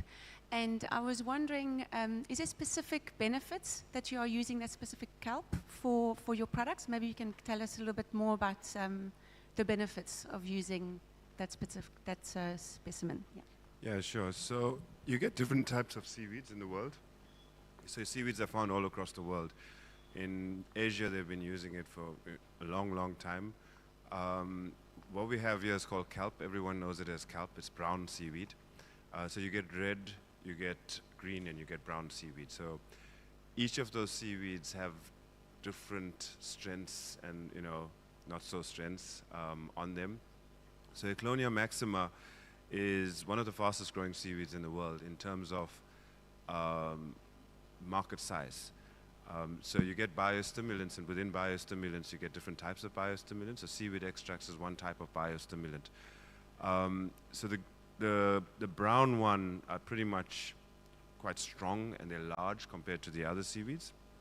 And what it does is it has, within the seaweed, you get different types of what you call auxins, cytokinins, gibberellins. These are all biochemicals that stimulate plant pathways and cycles. The beautiful thing is it's completely natural, so it's coming out of the sea. What we do is we burst the cell, and we do it in a very, very natural way. So you can extract stuff from biomasses using heat, which denatures things.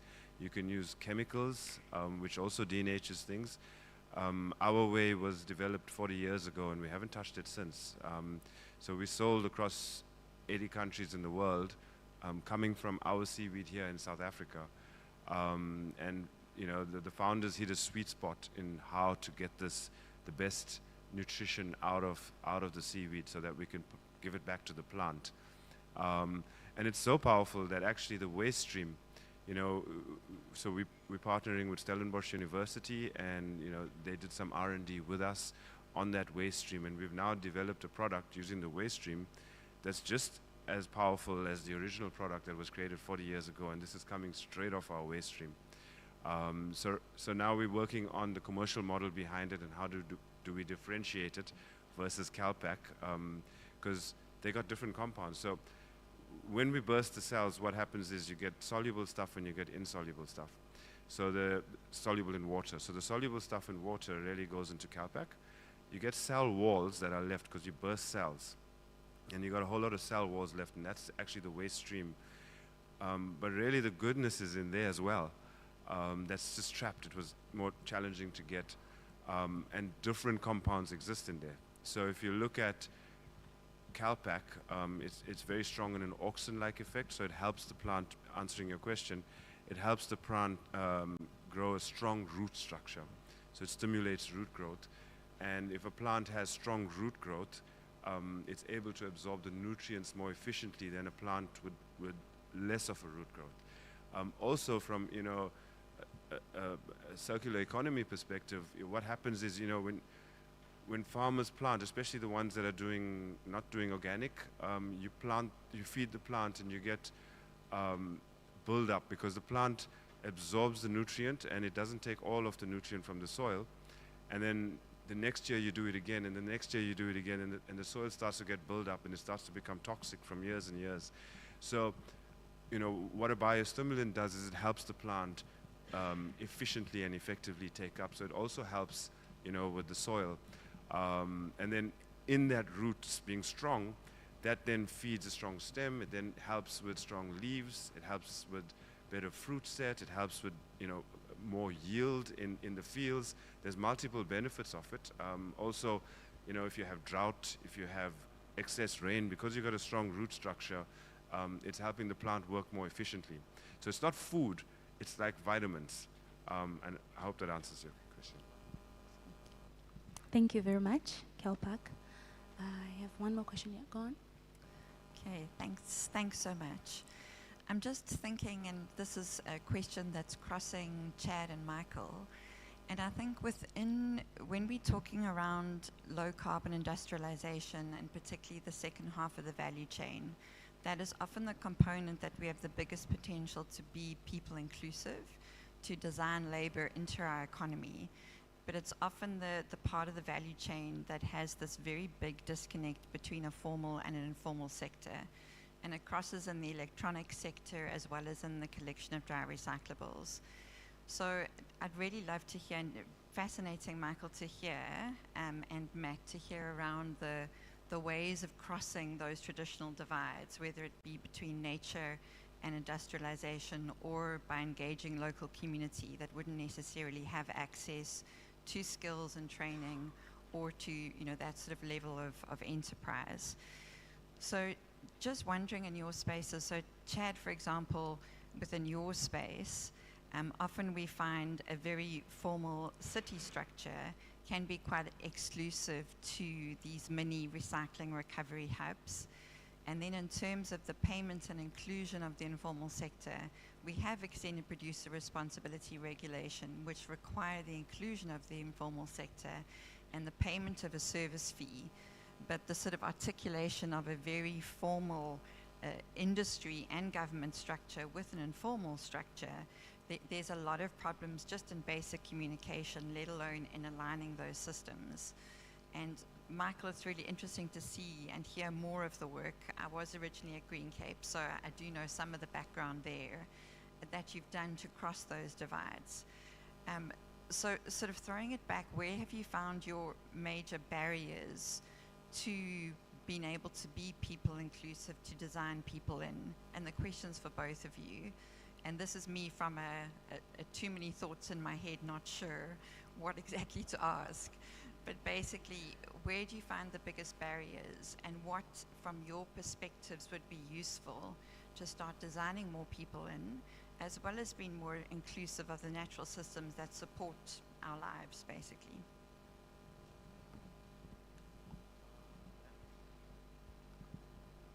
Thanks for the question, Kirsten. You'd recall when I was doing my thesis, I did interview you on this topic, so you do know more than me on this one. So yeah, for context, I did a thesis focused on the formalization process around the informal and formal sector, and looking at case studies throughout the Western Cape of projects that attempted to integrate waste reclaimers and look why some worked, some didn't. The interesting finding was when it came to the whole objective of integration and being inclusive, that term inclusive, it varies so much depending on who's talking about it.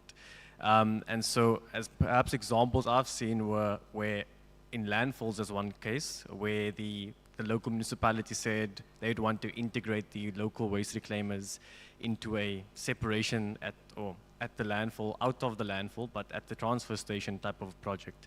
But it was more of, we demanding you to come and do this work, or you're going to go to the landfill. So you can choose to lose your livelihood or come and work here. So by the first interaction already, it was a sort of a hostile relationship. And by default, many of those reclaimers did not participate in that integration process. Other examples you'll see very much, again, donation-based type of integration, where it's come, we're going to give you this, and you're going to do this. But it's very much not an equal relationship. It's very much the power struggle is very clear, and the hierarchy is very clear, and people do not feel that sort of freedom they once had when they were reclaimers.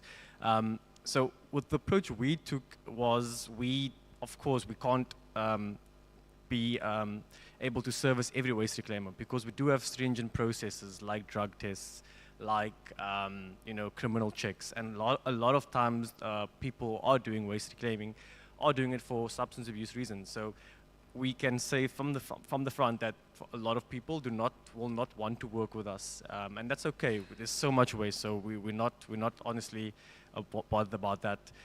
But the challenge, of course, is the stringent process all of a sudden that people need to follow. People enjoy their freedom. They enjoy finding a surprise in the bin or in the landfill. So there's a lot of those guys, and I think there's no way you can really integrate everybody. Haven't seen a solution that can make that possible, because some of the guys who's doing this sort of work, they do it for the love of the journey. They love going to different communities. They love finding surprises, as I mentioned.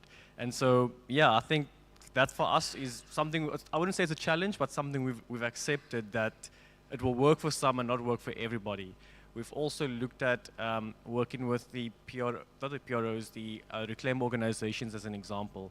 And even there, we've had challenges where they are a sort of formal organization, but not fully formal as well. And we find challenges integrating with them as well. So, yeah, I think it's just a space that requires multiple, thoughts and multiple perspectives to make it actually effective when we talk about things like integration. I think when it comes to municipalities, and just going back to the PROs, there's a big role to be played there as well to support that, because it is quite an expensive process and quite admin intensive process. But yeah, I think we've had a few successes with the people we worked with, and we've seen the impacts that it has made for them. And it's small things like when someone perhaps started working with you, they had kids and they had nowhere to take the kids, and then all of a sudden you see kids operating at a decentralized hub and you're like, no, this can't work. And then through the journey with us, it's like, oh, they're now in a daycare, which is lovely to hear. And that's the sort of small stories we hear of, and the successes we take in as a company, that we're improving people's livelihoods. We know there's a home they come from, there's families, there's friends, and it creates this knock-on effect, which is fantastic. But how to scale that to the country, that's something. System services unit. So from one perspective, community relations. They engage with the community. We get an understanding of, in the informal sector, what are the niches of the economy where people are struggling to scale, where people are struggling to access opportunities. From then, we have two ways. We have a skills development unit. Our skills development focus predominantly focuses on just energy transition value chains, and also we're transitioning from a high carbon economy to a low carbon economy, meaning that the skills that are required to progress in upward mobility are no longer the same. So we work with the CETAs to ensure that we have programs such as the IRM, which can train informal technicians in Atlantis, unemployed welders, critical skills that are required to play a role in the solar value chain, in the install, repair, and maintenance. In Atlantis, you may find that people who may be unformalized but have companies within the construction space, through an enterprise development opportunity, we assist SMMEs and informals learn how to, the procurement, the operations, and the running of a business, get them to a level where they're then able to work with us as suppliers. So if tenants require something, there's a particular grading based on the cost, which will allow us to then procure directly from the community. Whenever we have work packages, we set a particular amount that has to go into the community. When an investor looks to invest in Atlantis Special Economic Zone, one of the commitments that they have to agree to is workforce training and ensuring that you hire local people in Atlantis. Where we find challenges in this space is that we are not a growth point, we are not a redefine, we are a SCZ SOE. Our owners or overlord could arguably be the DTIC. So we're in the current context of where government in itself is in a tight fiscal position, meaning running expansive skills development, enterprise, and community programs does get quite expensive, but we are very good at finding partnerships to ensure that we don't leave anyone behind. One of the programs which we're able to work with Atlantis Foundries is the Maxi IQ Space STEM project. And what we look to do is to ensure that students in Atlantis are able to get the technical skills in maths and science, as we're looking at construction, it's moving now into a highly digitized world. So by improving maths and science performance at the lower level, we're able to ensure that in Atlantis we can develop an educated base that can enter the opportunities provided by the just energy transition. Thank you, Michael. And one last question from Lynette. Yo, it's not a question, and I promised I would. I wanted to say it because I think, first of all, Kelly, for giving me the courage to go ask the difficult question and feel safe. My heart is pounding. It's been pounding since we had that engagement around the special economic zone. So I've missed everyone else's questions because I'm far too terrified. But the question is this: yesterday with Jessica and with Cormac, we heard about the nature. Who speaks for nature? The rights of nature. So what we do at the moment is we tick the box, we're moving and rescuing the plants that are going to get lost. Tick. The death rate in search and rescue is ridiculous. The amount of time you spend and the money and then you try and replant it, it's terrible. Then we say, okay, we've secured that piece of land. Maybe we have, maybe we haven't. City of Cape Town and Provincial Western Cape are leaders in trying to do exchanges and compensation and offsets, but we're still not doing it very well, and here's why not. We don't create a long-term, stable financial mechanism to secure nature. So once you've got the land, it doesn't just sit there. Witsunds Aquifer, it needs an enormous amount of money to clear the aliens. They're never going to go away. They're going to keep coming up. You need money to fund caring for nature. That's number one. And then, why I'm excited to be here, is you have to create jobs around that with that money. So what I'm wanting to hear is business creates profit. They have actuaries and very expensive, clever processes to know how much money they're going to make. When are we going to hear, in the smallest floral kingdom in the world, that a percentage, a tiny percentage maybe, of the profits goes towards a fund for nature? Because what the sixth wonder of the world or seventh wonder of the world is that, that compound interest. So it will take time. But if we're never going to put aside money specifically for managing, caring for, stewarding nature, no one's going to do it. Okay. Thank you, Lynette. Thanks. Thank you very much. All right. Thank you for all your questions, and thank you to our speakers for all the answers. Shall we just clap for them as they take their seats? Thank you so much.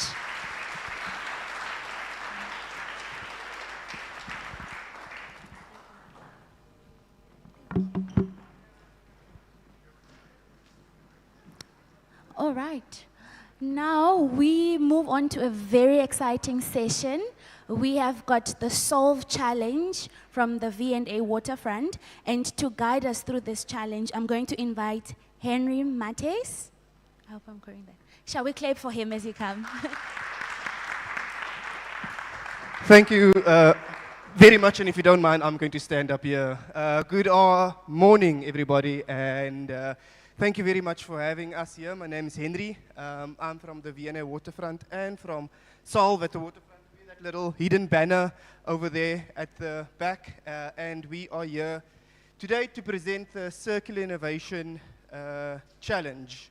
We've got some exciting finalists who I'm sure are very nervous to pitch their fantastic innovations to you today. And I must say, it's a tough crowd out here. I'm absolutely glad I'm not answering some of the questions that are being posed today, and I am just here to share some of what's happening on the cutting edge of innovation. Something that I really took from that last session was designing labor into the system. And specifically what stood out to me was that I think that was called industrial symbiosis. But today I'm sure we're going to learn a little bit more about beyond just company to company symbiosis, but perhaps company to nature, the symbiosis between company and nature. And I'm excited that everybody in this room are the ones that's really driving innovation, driving circularity, and driving for the world that we really want to see. So what is the Circularity and Innovation Challenge? It's an innovation challenge designed by Solve at the V&A Waterfront. I'm supposed to have a clicker with some slides. I do have it here. Yep, good. I can tell you all about that. I'm going to skip this video for time because I know some of you may be waiting on either loo or a lunch break, so I'm going to try and get through this as quickly as possible. So the Design and Innovation Challenge is there to design waste and pollution out of the system, to keep materials in use at the highest value, and to regenerate nature. I am preaching to the choir. The idea is to spotlight bold ideas, practical ways forward, but more than anything, reward innovations and drive growth for those businesses. Solve was established by the V&A Waterfront as a vehicle through which we can drive innovation, through which we can funnel that small percentage to drive that symbiosis between company and nature. It's there to act as a vehicle to partner with government, with private sector, with civil society, to leverage our ecosystem, the businesses within our ecosystem, the proximity to the ocean, to use our precinct as a test bed to drive growth and innovation in circularity. So more of that curation.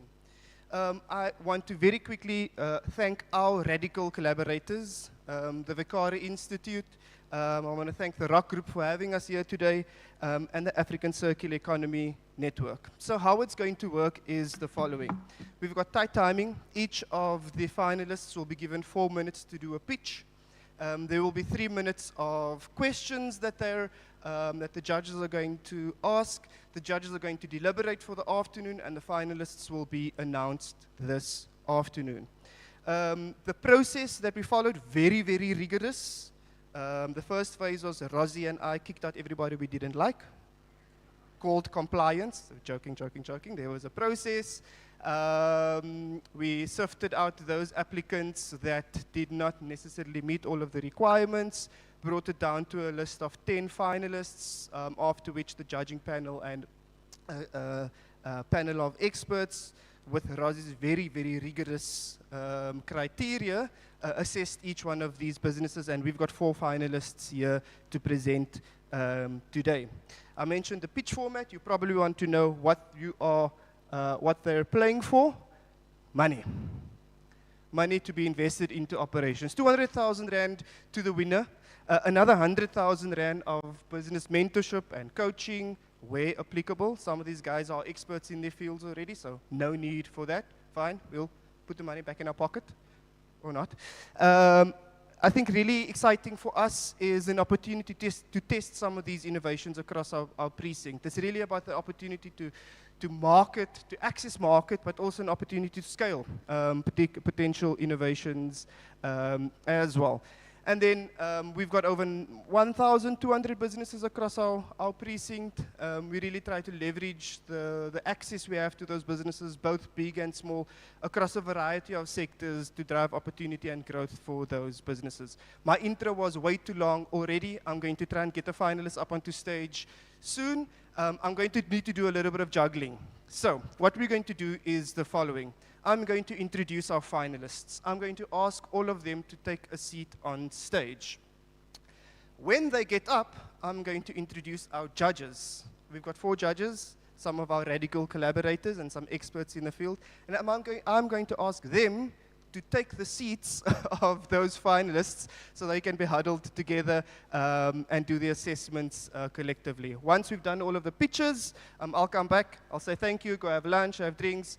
Pietro will assist me this afternoon and announce the winners, and then somebody will walk away with a nice big check. Good. Rosie, are we good? All right. Ladies and gentlemen, allow me to introduce our first finalist for today. I've got a whole bunch of friends here today as well, so this one is a particular friend of mine as well. Please allow me to introduce you to Josephine Katumba. Josephine represents Kwalisa, I hope I got that right, a township-based retail innovation tackling 2 interconnected challenges in high poverty tax that low-income households pay for everyday goods and everyday goods and household, like household plastic waste generated by single use. So I've seen this innovation in action. Josephine, please join us on stage. Ladies and gentlemen, give her a round of applause.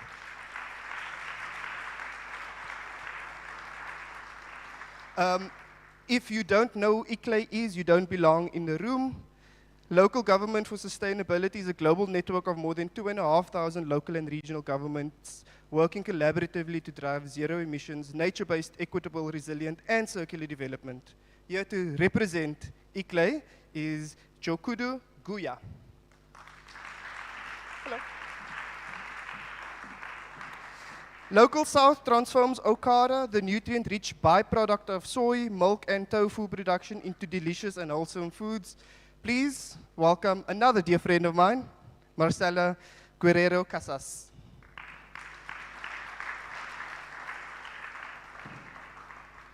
And finally, Mutuum Solutions. When I read through this application, I was quite surprised by what they've achieved. A bio-hydrogel, a super absorbent polymer network designed to improve soil health and water retention in agriculture. Hopefully a new friend or a future friend, Prince Maniepa.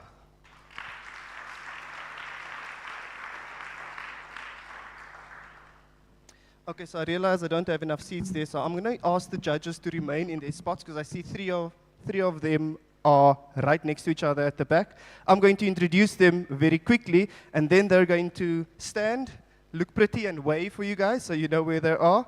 First, the director of the Sustainable Inclusive Business Africa, Karen Boomsma. I think everybody knows Karen. Pardon? And representing the Rock Group. Roz is going to rack me up over the knuckles for that one later. Please, another one from the Rock Group. From Vicara, Michael Field. He's a senior systems thinking specialist. He knows the answer that I think most of us always ponder about when it comes to systems thinking. What's the most important part of a car? I still say the engine, Michael. Michael's a systems thinking specialist with 25 years of experience in systems thinking and has worked globally to drive circular innovation and problem solving and innovation. Thank you very much for joining us, Michael.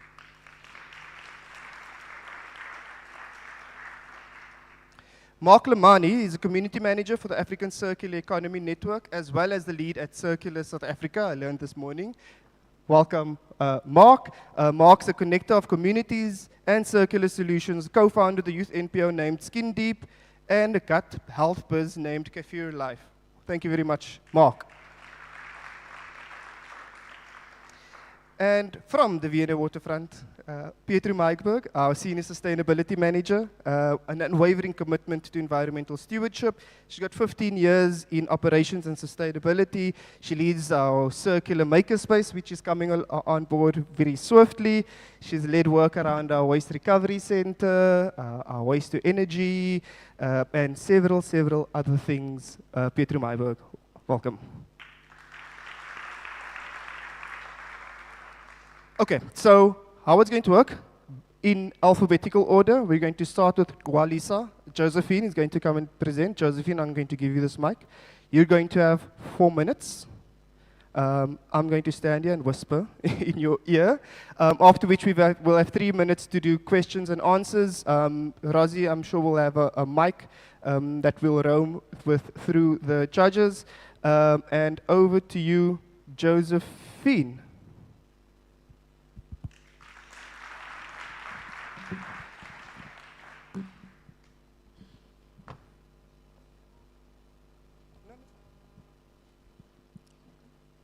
Good morning, everyone. So I didn't put this picture on the screen this morning to remind you how coins look like. I know a lot of people don't use cash anymore, but this is the reality that millions of South Africans face every day.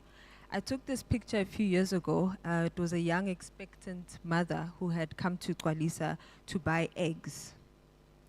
On top of this reality is what we call poverty tax. Poverty tax is the excess amount of money that people from low-income communities pay when buying food in bulk, in smaller quantities as opposed to bulk. As you can see on the screen, a 25-kilogram bag of maize meal as opposed to a 1-kilogram bag of maize meal is 88% higher. But if someone is unemployed, they're working a piece job, or they don't have any stable income, they aren't likely to buy a 25-kilogram bag, but the 1-kilogram bag. Another challenge that this then poses is the excessive use of single-use plastics in townships. So how did we solve for this solution? Introducing Gwalisa. Gwalisa is a reuse and refill outlet based in townships where customers come and they can buy food and other essential items based on the amount of money that they have, as opposed to the single pack sizes. So if someone has 3 Rand 50, they can buy rice for 3 Rand 50. If they have 5 Rand, they can buy sugar beans for 5 Rand. It's always interesting, I say this on stage, but when you see it in real time, it's always a shock, but it's like, this is the reality that people face on the ground. So how we work is very simple. A customer comes with their own container, or they can buy a container from us, and then they buy based on the amount of money that they have. To date, we have 6 outlets, all based in Alexandra in Johannesburg. We've created 19 jobs. I think the people you see on the screen here, they are the ones who give me the courage to stand on stage today, because of the impact we've managed to have on the community. And we also have our G cards, which is our loyalty card. In our Gwalisa loyalty cards, we have over 1,300 members to date. We've worked with some really great partners. Earlier this year, we did a reuse packaging pilot with the GIZ, where customers could buy packaging at a discount, and every time they bring that packaging back, they then get cash off their purchases. We're working on a pilot with Nestle, where we've introduced a new product at our Gwalisa outlet. And we also worked with the University of Johannesburg, who did a social impact study with us. As you heard Henry mentioned, there's 200,000 Rand up for grabs. What we would really like to do with this money is, we realize that we can have so much more impact than Alexandra, but the reality is that our competitors are the giants, so they have a big marketing budget, which we don't. And we really want to use that money to expand our reach, and what we do in Alexandra by educating the community and our customers, and also do impact reporting. We know that we do quite a lot, but also a lot of money goes into impact reporting, so we want to be able to do that and share it far and wide. Going back to this image that I showed you, it's not a story of poverty, but it's a story of possibility, and that's why I'm here today. There's so much that we can do in communities who need it the most. I think that sustainability is often, people often think that they don't care about it, they have bigger problems to worry about. But I think that when we bring communities and townships into the picture, we not only can make a difference, we are making a difference. And by being on a stage like this, with Solve, have as our partners, we know that we can do so much more. Thank you for your time. Wow, wow, wow. Thank you very much, Josephine. And she got it done with 5 seconds to spare. Well done, Josephine. So I'm going to hand over to our judges. We've now got 3 minutes. I've got the clock on you. Any questions from our judges?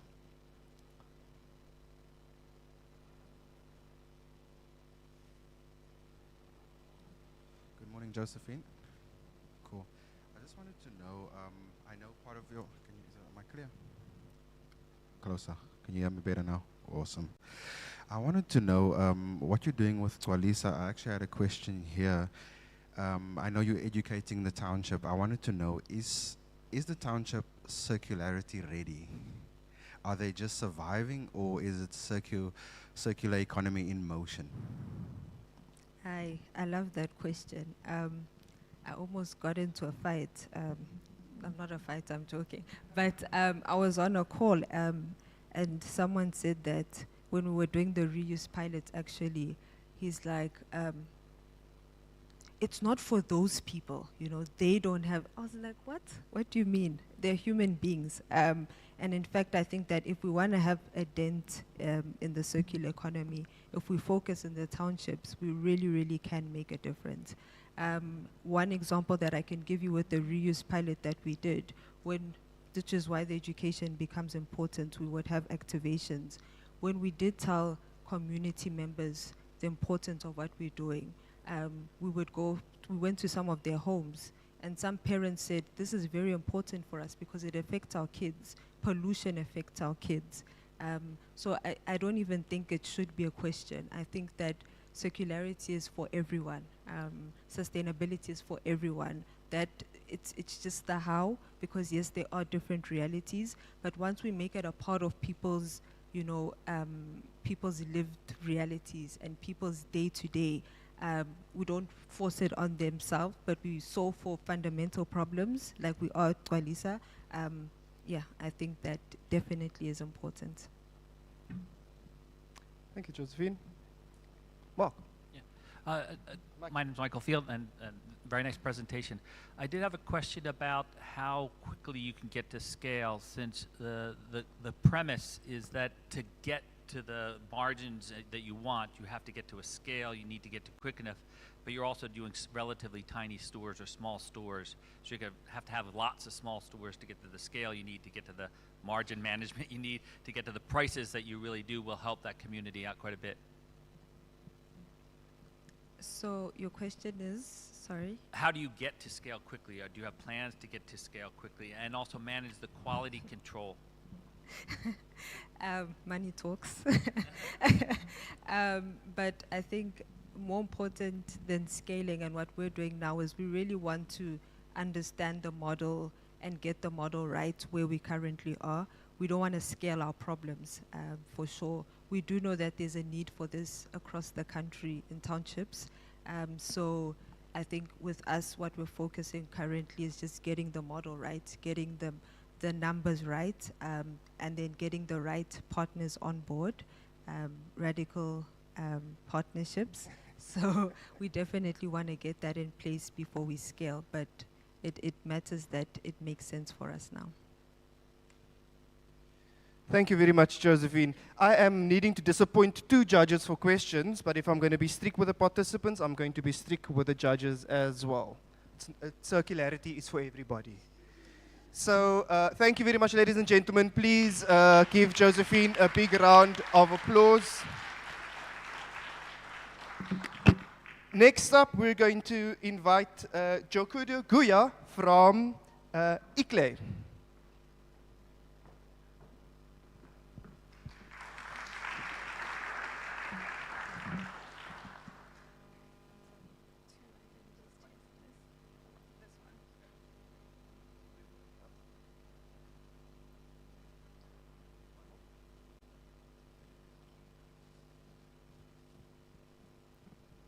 All right, hello everyone. I know I've been introduced as Jokudu coming from ICLE Africa, but today I'm actually representing the Potsdam 1 hectare circular farm. It's an initiative that we started in 2024 with the objective of leveraging the circular economy to address livelihoods challenges in the food system. The problem we started with came from an introduction to a piece of land near the Danoon community, which held so much potential but was actually quite underutilized in so many ways. The land was polluted with minimal activity, and it's actually only about 5 kilometers away from Danoon, where unemployment, poverty, and food insecurity are ripe, and there's also just limited access to nutritious food. So we saw that people there have limited access to opportunities, and we have the resources to make something happen. So we then put ourselves to a challenge and asked, can we develop a 1 hectare circular farm and learning hub with under 500,000 rands? We spent 2024 and a portion of 2025 thinking and planning and also then breaking ground, which happened this year. And what we wanted to do was find solutions to address these challenges and find ways in which we could contribute positively to the Danoon community through various activities such as job creation, but also ensuring that people learn skills while they're on our farm. How are we doing this? Our main goal is to reduce food insecurity by producing accessible and nutritious food, to reduce unemployment, and to also protect nature and open spaces such as the one that we are working with. And we are doing this through livestock farming, through crop farming, through composting, We're also growing some black soldier flies as well as selling the products that we have. We are doing this with a growing team. We currently have 2 full-time farm staff, as well as 2 apprentices who work with us, and we also have 4 technical support staff who contribute in different ways, whether it's communications and marketing or fundraising. And we also have a robust advisory team of about 7 people that have made this entire initiative and business get started. But most important, and what's actually interesting about the work that we are doing, is our application of the circular economy to this farm. What you see here is a model of how everything works. Everything is an entire loop, and we try to close the loop in as many ways as possible. We start off with organic waste that is collected from communities. We then put that into our black soldier fly farming system. They grow the larvae. We feed our chickens.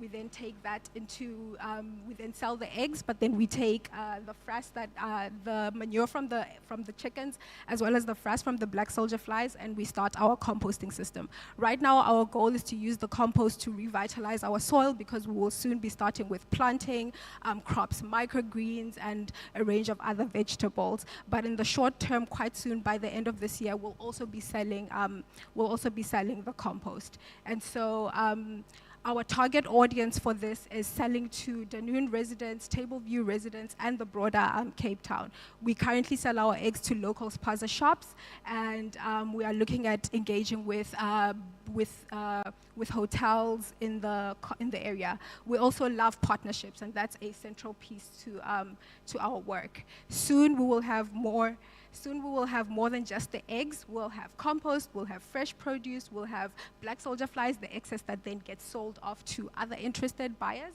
and we'll also have an indigenous plant nursery. This is just an overview of our milestones and the key achievements we've had, but the biggest is breaking ground this year. And why we want this opportunity. This 200,000 rands, as well as the upskilling, will be super helpful for a team of people who are very passionate but lack priority skills in terms of engaging with a market and building a business, and that's what we want to do with these funds. We'd appreciate that. Thank you so much, everyone. Lovely. I feel so sorry, like to get all of this information done in 4 minutes is a massive milestone in itself, so well done, everybody. I'm going to hand over to judges for questions.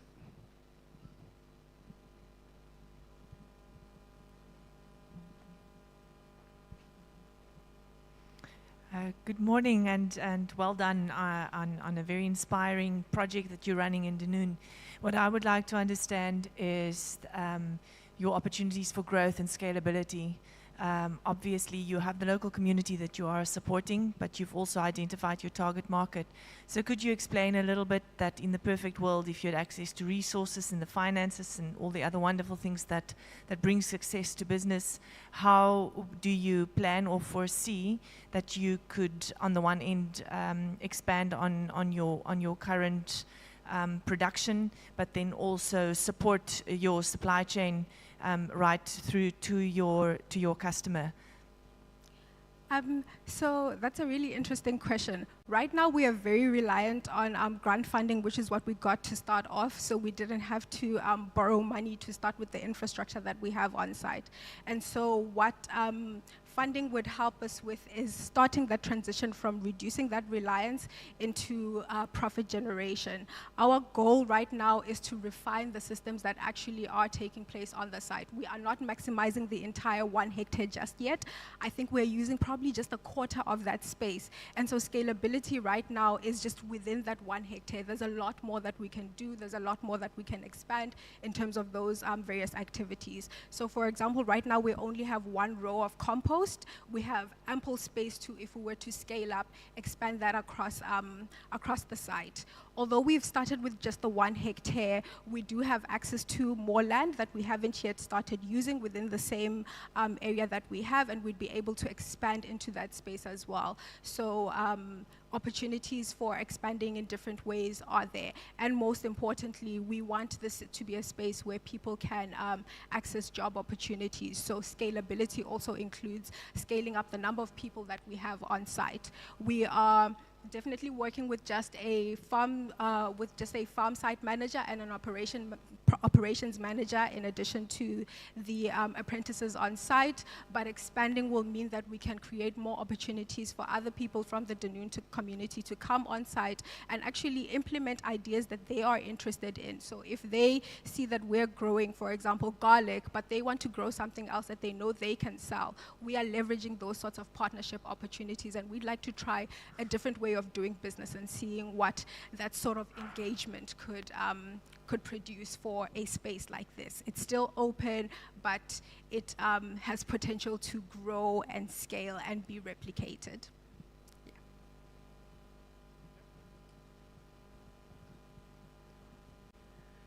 I would like to know also, do you work already with other partners that do similar things like your initiative? We've had very recently opportunities for that. So we have an organization called Save Our Schools that is interested in partnering with us. They've developed what's called a dignity toilet that is probably not too big. It would probably be almost the size of this carpet times 2, and they would like to come on site and deliver that. It's a revenue generating system that encourages women from low income neighborhoods to come. It has a toilet system, it has a shower system, you can rent it out, and it works quite well for a site like ours where there's interest in having foot traffic. We want people to come on site, get their hands dirty, and so that's a beautiful collaboration that we are all already seeing. Because we do not want to be the only investors in the site, we are encouraging other startups, for example, to also come on site. There's an organization called Zimela as well, who are very interested in coming on site, and we're just seeing ways in which we can help them get set up there. So that also adds on to that question around scalability, is instead of just going for the big infrastructure, we're trying to see ways in which we can leverage small interventions within one space and have them circulate and work with each other. And other urban farming, like U-Turn or the Ladles of Love or others? Right now, not yet, but if any of them are here, we're ready for them to come and join us too. Thank you very much. Thank you. Next up from Local South, please put your hands together for Marcela Guerrero Casas. Thank you. Good morning, everybody. My name is Marcela, and I'm from Local South, which is a social enterprise based in Cape Town. We have been working on urban sustainability in cities of the Global South. I am hoping that the presentation will come on. Oh, okay. Great. So I am so excited to be here to tell you about our 50% surplus, which is our initiative to take waste into nutritious and delicious products. So I want you to take a minute to imagine what happens to the soy pulp from making soy milk and tofu. How many of you make your own tofu or soy milk here? Raise your hand. Okay, well, so then I was gonna say you would be familiar with this, then you're not, but that's okay. So the soybeans go into a blender or a more highly technical tool. It's liquefied, and then what's left over is the pulp you see in the other bowl. And that normally ends up in the bin. So here I want us to take a step back and remember the context in which we are. 10 million tons of food go to waste every day in our country. We know that this happens in a context where people are facing hunger and malnutrition.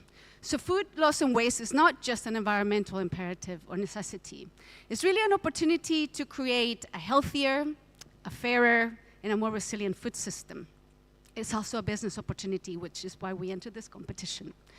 At Local South, we've been experimenting with that pulp that you saw on that slide to create delicious things with the question, how can we turn surplus into nutritious and delicious food? So soy pulp, which is also known as okara, is very rich in protein and macronutrients, and in Asia is very highly priced because of that reason. So in fact, it's an ingredient that goes into other products. In South Africa, we're not doing anything with it, not at scale anyway.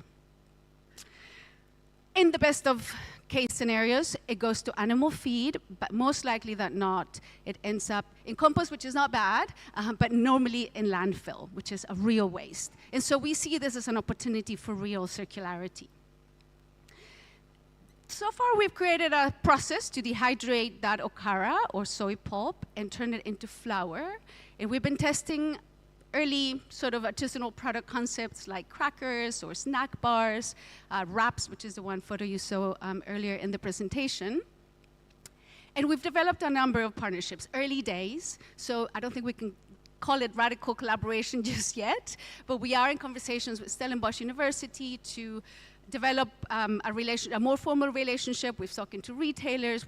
We have also spoken to other entrepreneurs in other parts of the world who have entered this space and are learning a lot.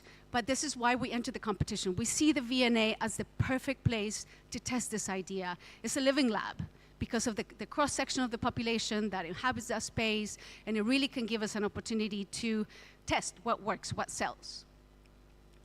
But this is just the tip of the iceberg, but the applications are enormous. So it can be an input ingredient for many more baked goods. It can be a supplementary ingredient for protein, fiber deficient populations. You were talking about hospitals, schools, ECDs, and obviously many more artisanal products. Our vision for 50% surplus is, we're starting with okara, that's our first step, but we really see this as a very long journey where we can create products that ensure that 50%, at least 50% of the ingredients are surplus, food surplus. So that we can really transform this idea of upcycle foods, and not just in South Africa. So it's early days. So one of the speakers earlier spoke about that only 6% of the market is circular in South Africa. So we have a long way to go, but there's a base. There's a strong base, and you guys are all sitting here for that reason. And so we see this as a way of contributing to growing that industry. Maybe just to wrap up, because it's early days, we're here, yes, for the competition, but we're really here to share the story, to say to you guys, we want to do this together with those who are interested in this space. So yeah, let's connect, and thank you again for the opportunity. Lovely. We've got questions up. Mark. How are you? Yeah. That was a good presentation. I just wanted to find out from you, as a business owner of natural products, how would you market your product? Because when you asked the question, how many people have used tofu, have seen what happened to tofu, not a lot of people lifted their hands up. So it's something that's relatively new in the market. So how do you think your product will stand out in this greenwashed market that we already have at the moment? So let me respond with another question. Who here eats tofu? Yeah, so many more than, you don't make your own tofu. And I think this is why it's such a novel idea, because, the product is there, but what's left over. So right now we're working with a local tofu producer, and so we get their okara, and that's what we're experimenting with. And so it's very new. I feel like there's a story to be told about what we're doing with our food surplus and the missed opportunity. But you're absolutely right. It's new ground. It's, again, why we're here, because, I think all of us are really building this new story. So I think I don't have the answer yet, but this is the journey.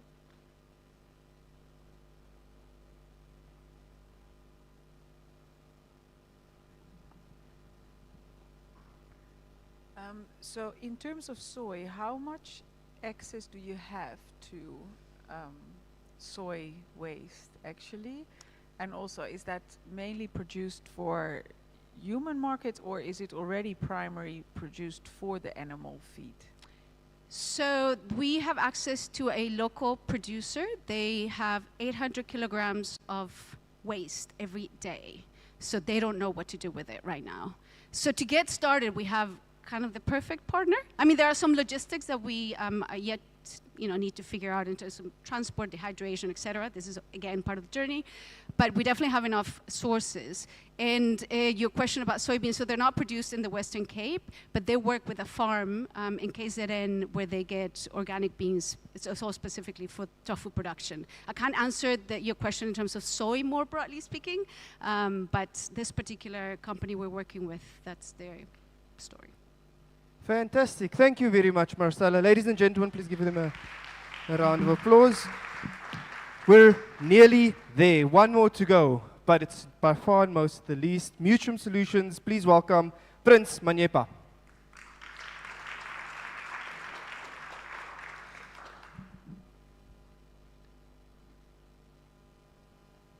Thank you very much, ladies and gentlemen, comrades and friends. My name is Prince Manyepa, already introduced. I'm a sustainable engineer, I'm an environmental engineer, and I had the privilege to also to be working with mining companies, as well. I was also once in the municipality. So regarding the carbon footprint as well as the water footprint, it has been increasing since Industrial Revolution. And one of the things about the Mother Nature is that once you give it something, it multiplies it and give it back to you. So with the climate change and the exacerbated anthropogenic activities among human beings, we have seen the rise of disruption within the ecosystems. So one of the things that we have managed to come up with as far as trying to alleviate these challenges that are being brought about by the economic, by the industries, is that we managed to realize that with the need for sustainable green solutions. So in this pitch, I'm going to be talking about the eco-hydrogel. It's a geomaterial matrix that can be able to sustain plants in the dry spells, as well improve the soil structure. So the problem now the agriculture facing is that the corporate world is facing they are more on the economic benefits, taking from the nature, but they do not also happen to help the nature to revive after they take the resources. So there are increasing droughts, which are also being exacerbated by the climate change, erratic rainfalls. This is a reality, and it's affecting livelihoods.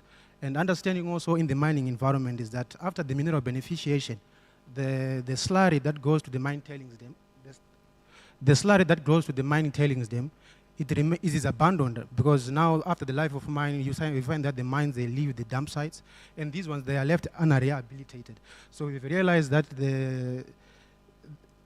there are toxic heavy metals as well that will be associated in the mining operations, as they are concentrating the minerals. So they leave those things, and those things, they can also percolate, or they can also affect the groundwater, and then affect other people downstream. So in the forestry as well, we have also identified one thing. After the degradation, it leaves the soil texture, physiochemical properties being degraded. So you find that the assimilative capacity of the environment now is being affected, because the environment used to actually absorb all those contaminants at a certain level, but now it is failing. So in this regard, we managed to assess some aiming solutions that are currently at hand. For instance, as far as soil conservation is concerned, there are certain technologies that have been put in place, or that have been developed. For instance, there is this biofertilizers, which is an amazing technologies to enhance also the microbiological community within the soil. But actually, one of the limitations of the biofertilizer is that it lacks the water retention capabilities, since the soil is losing its water retention capabilities. So when we move also to understand other technologies like water retention, it's amazing, efficient technologies as far as water conservation is concerned, because about 70% of our agriculture, it utilizes water. 70% of the water is utilized, fresh water is utilized by the agriculture. So in our innovation solution, after identifying all the solutions that the sector has, we managed to, we are embracing sustainability technologies, whereby we are using 3 multiple streams of waste. Since it's wastewater, we culture our algae, which can be able to absorb the nutrients from the wastewater. Then from there, we use also agricultural waste, such as sugarcane buggers. The sugarcane buggers, we pyrolyze it, then we combine the two, and then we form the matrix composite hydrogel, which is able to retain the water as the plant needed it, as well help to help to revive the soil physiochemical structure of the soil. So in this case, one of the things that our innovation solution does, as I've said, that it improves the soil retention, as well improves the soil structure, boosting. It's also it has got an economic benefit, boosting the agriculture by 40% in terms of yield, as well mine rehabilitation, whereby now we are concentrating all the chemical heavy metals that are there because of the biochar, the composite material, which is able to absorb all the heavy metals and chemicals used in the mining. So the social impact now of our product is that we are enhancing food security. Remember, we are also using the bio-waste material, converting it to make a product which is sustainable. So this is also the environmental impact. We are restoring degraded soils as well to enhance its soil properties in terms of water absorption and some other technical. So this is the demonstration showing us the milestones, what we have done. This is the hydrogel experiment and the control. The soil with the hydrogel was able to retain water as well, stabilize the soil. So from there you can see the leaching. This is what will be happening on the site to the farmer, whereby the leaching of nutrients will be happening. So we also carried out some pilot plants to make sure that the hydrogen will sustain the plants. So the future now for our technology is that we are still preparing for the field trials across different soil matrices. That's what we were aiming at because of the different physiochemical properties around the country. So in this case, we are also trying to penetrate the market. This is a new innovation technology. We are using biodegradable stuff, seafood waste, biochar from sugarcane buggers, and we are also using wastewater, which is also a problem because 95% of our wastewater in South Africa, they are not meeting the regulation standards, which will also happen to affect the water which we extract for agriculture.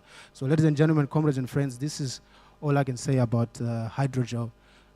Over to you. Thank you very much. Prince, you're the engineer behind this. Yeah, you can see he likes to talk about his project, right? We've got some questions at the back, starting with Mike. Yes, thank you. Great presentation. I wonder if you have any sense of the cost. I mean, in agriculture, adding additional cost onto inputs is quite a problematic equation at times, unless it has a really substantial return on it. Sorry, come again, sir? Do you have a sense of the cost that would be required to use this on a farm of, say, 1 acre or a farm, and what crop would it be most likely to be used on? Because adding additional cost to the farmer to have this product would require a pretty substantial return on investment for them to be willing to use it. Oh yes, when it comes to, remember we are using 3 multiple streams of waste. So the sugarcane buggers is abundant in our in KZN, that's where the sugarcane buggers is being manufactured. So you find that when it comes to our raw materials, they are quite abundant also because we're using waste streams. And then when it comes to all food crops, it can also tailor for all food crops depending with the soil. Now, as we are approaching to go to different localities within the African zone to find out how we can be able to improve it in terms of soils. So yeah, it's quite scalable as well in terms of scalability. Thank you and well done. My question is, you've explained that you're still sort of like on product development stage and building towards going to market. So can you give us an indication just of timeline from where you're at right now until you are ready to go to market? Okay, thank you very much. So when it comes to prototype, we are done now with prototyping. Now we are just going to, we want to go on a real scale. For instance, if we can get an acre on a mining, on a farm, then we try our product to find out how is it affecting now the productivity. Because the idea is to also minimize the cost for the farmers, because the frequent irrigation that actually happens will also be minimized. Once you water once, after 2 weeks, as it was demonstrated by our pilot plants, you water once, then after about a week, then you water again because of the absorbance of the material. Any other questions? Yes. Prince, thank you very much. Ladies and gentlemen, please allow me to thank all of our finalists. Guys, you can step down, and while they step down, please give them a round of applause. That was really, really well done, and I really liked the different scales of business, the different types of innovations that we've seen this afternoon. Thank you very much for putting the time and effort into applying, and thank you very much to all of our judges as well. So what happens now is I am standing between you and I guess some snacks. Lunch? Okay, good. The judges will be compiling some notes, and they will also probably check who wrote the biggest check in the back pockets of the judges. They'll do some deliberation and then come back with one winner that will walk away with some cash this afternoon. As mentioned earlier, my colleague Pietro will be sharing the results a little bit later this afternoon. We ask that all the participants and judges please just remain behind for a quick photo. I want to thank once again all of our partners, the Rock Group for having us here today. Karen, sorry for that, not giving you the first question. Please have us back next year. Our partners, Vikara, I see Morgan and Mike over there. Thank you very much for participating. The Africa Circular Economy Network for having us. And it's really a privilege to be able to create a platform for innovators, for engineers, for scientists, food technologists, and the like to come and show what the next evolution of products and services are that's going to drive this objective, this collective objective that we're all working towards. Thank you very much for joining, and I'll hand over to my esteemed colleague over here. Thank you. Thank you so much, Henry. Okay. All right, so what we are going to do, we are going to have tea. Rico will introduce us to he'll talk us through some food and stuff. But before that, I just want to explain something. We have 20 minutes for tea and coffee, so after this, you go and have tea and coffee, and then you hear a gong from Karim. It means tea is over. Please go upstairs to your sessions that you registered for. Those are the rooms there. So they're all upstairs? Yeah, they're all upstairs. So you go to your gong. The second gong means the session has started. You should be seated. And then when you hear another gong, it means come down for lunch. And then we'll have lunch in the corridor. Straight after lunch, we're coming back here for the results. Yeah? Okay, let's welcome Rico.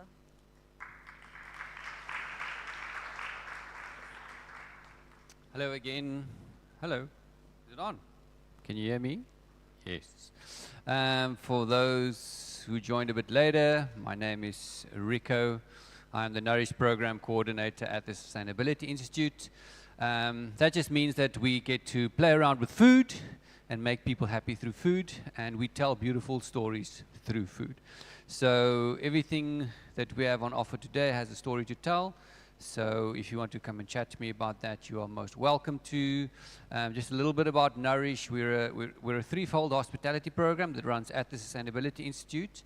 We've got a feeding scheme that provides meals for our own school children, the creche, the primary school, and the youth aftercare program. And may I note, we're one of the only feeding schemes that I know of in the country that provides up to 98% RDA for all the macronutrients that the children need on a daily basis. Isn't that awesome? So this is not just rice and sauce we're giving the children, we're giving them amazing meals just to support their bodies to do whatever they need to do, and their brains to focus and their bodies to move like it needs to. We also have the Green Cafe, and there we have a bunch of wonderful stories which we tell. Everything that we sell has got a story to tell. So if you want to chat to me about that, you're welcome to. Then we also run events, catering, and experiences.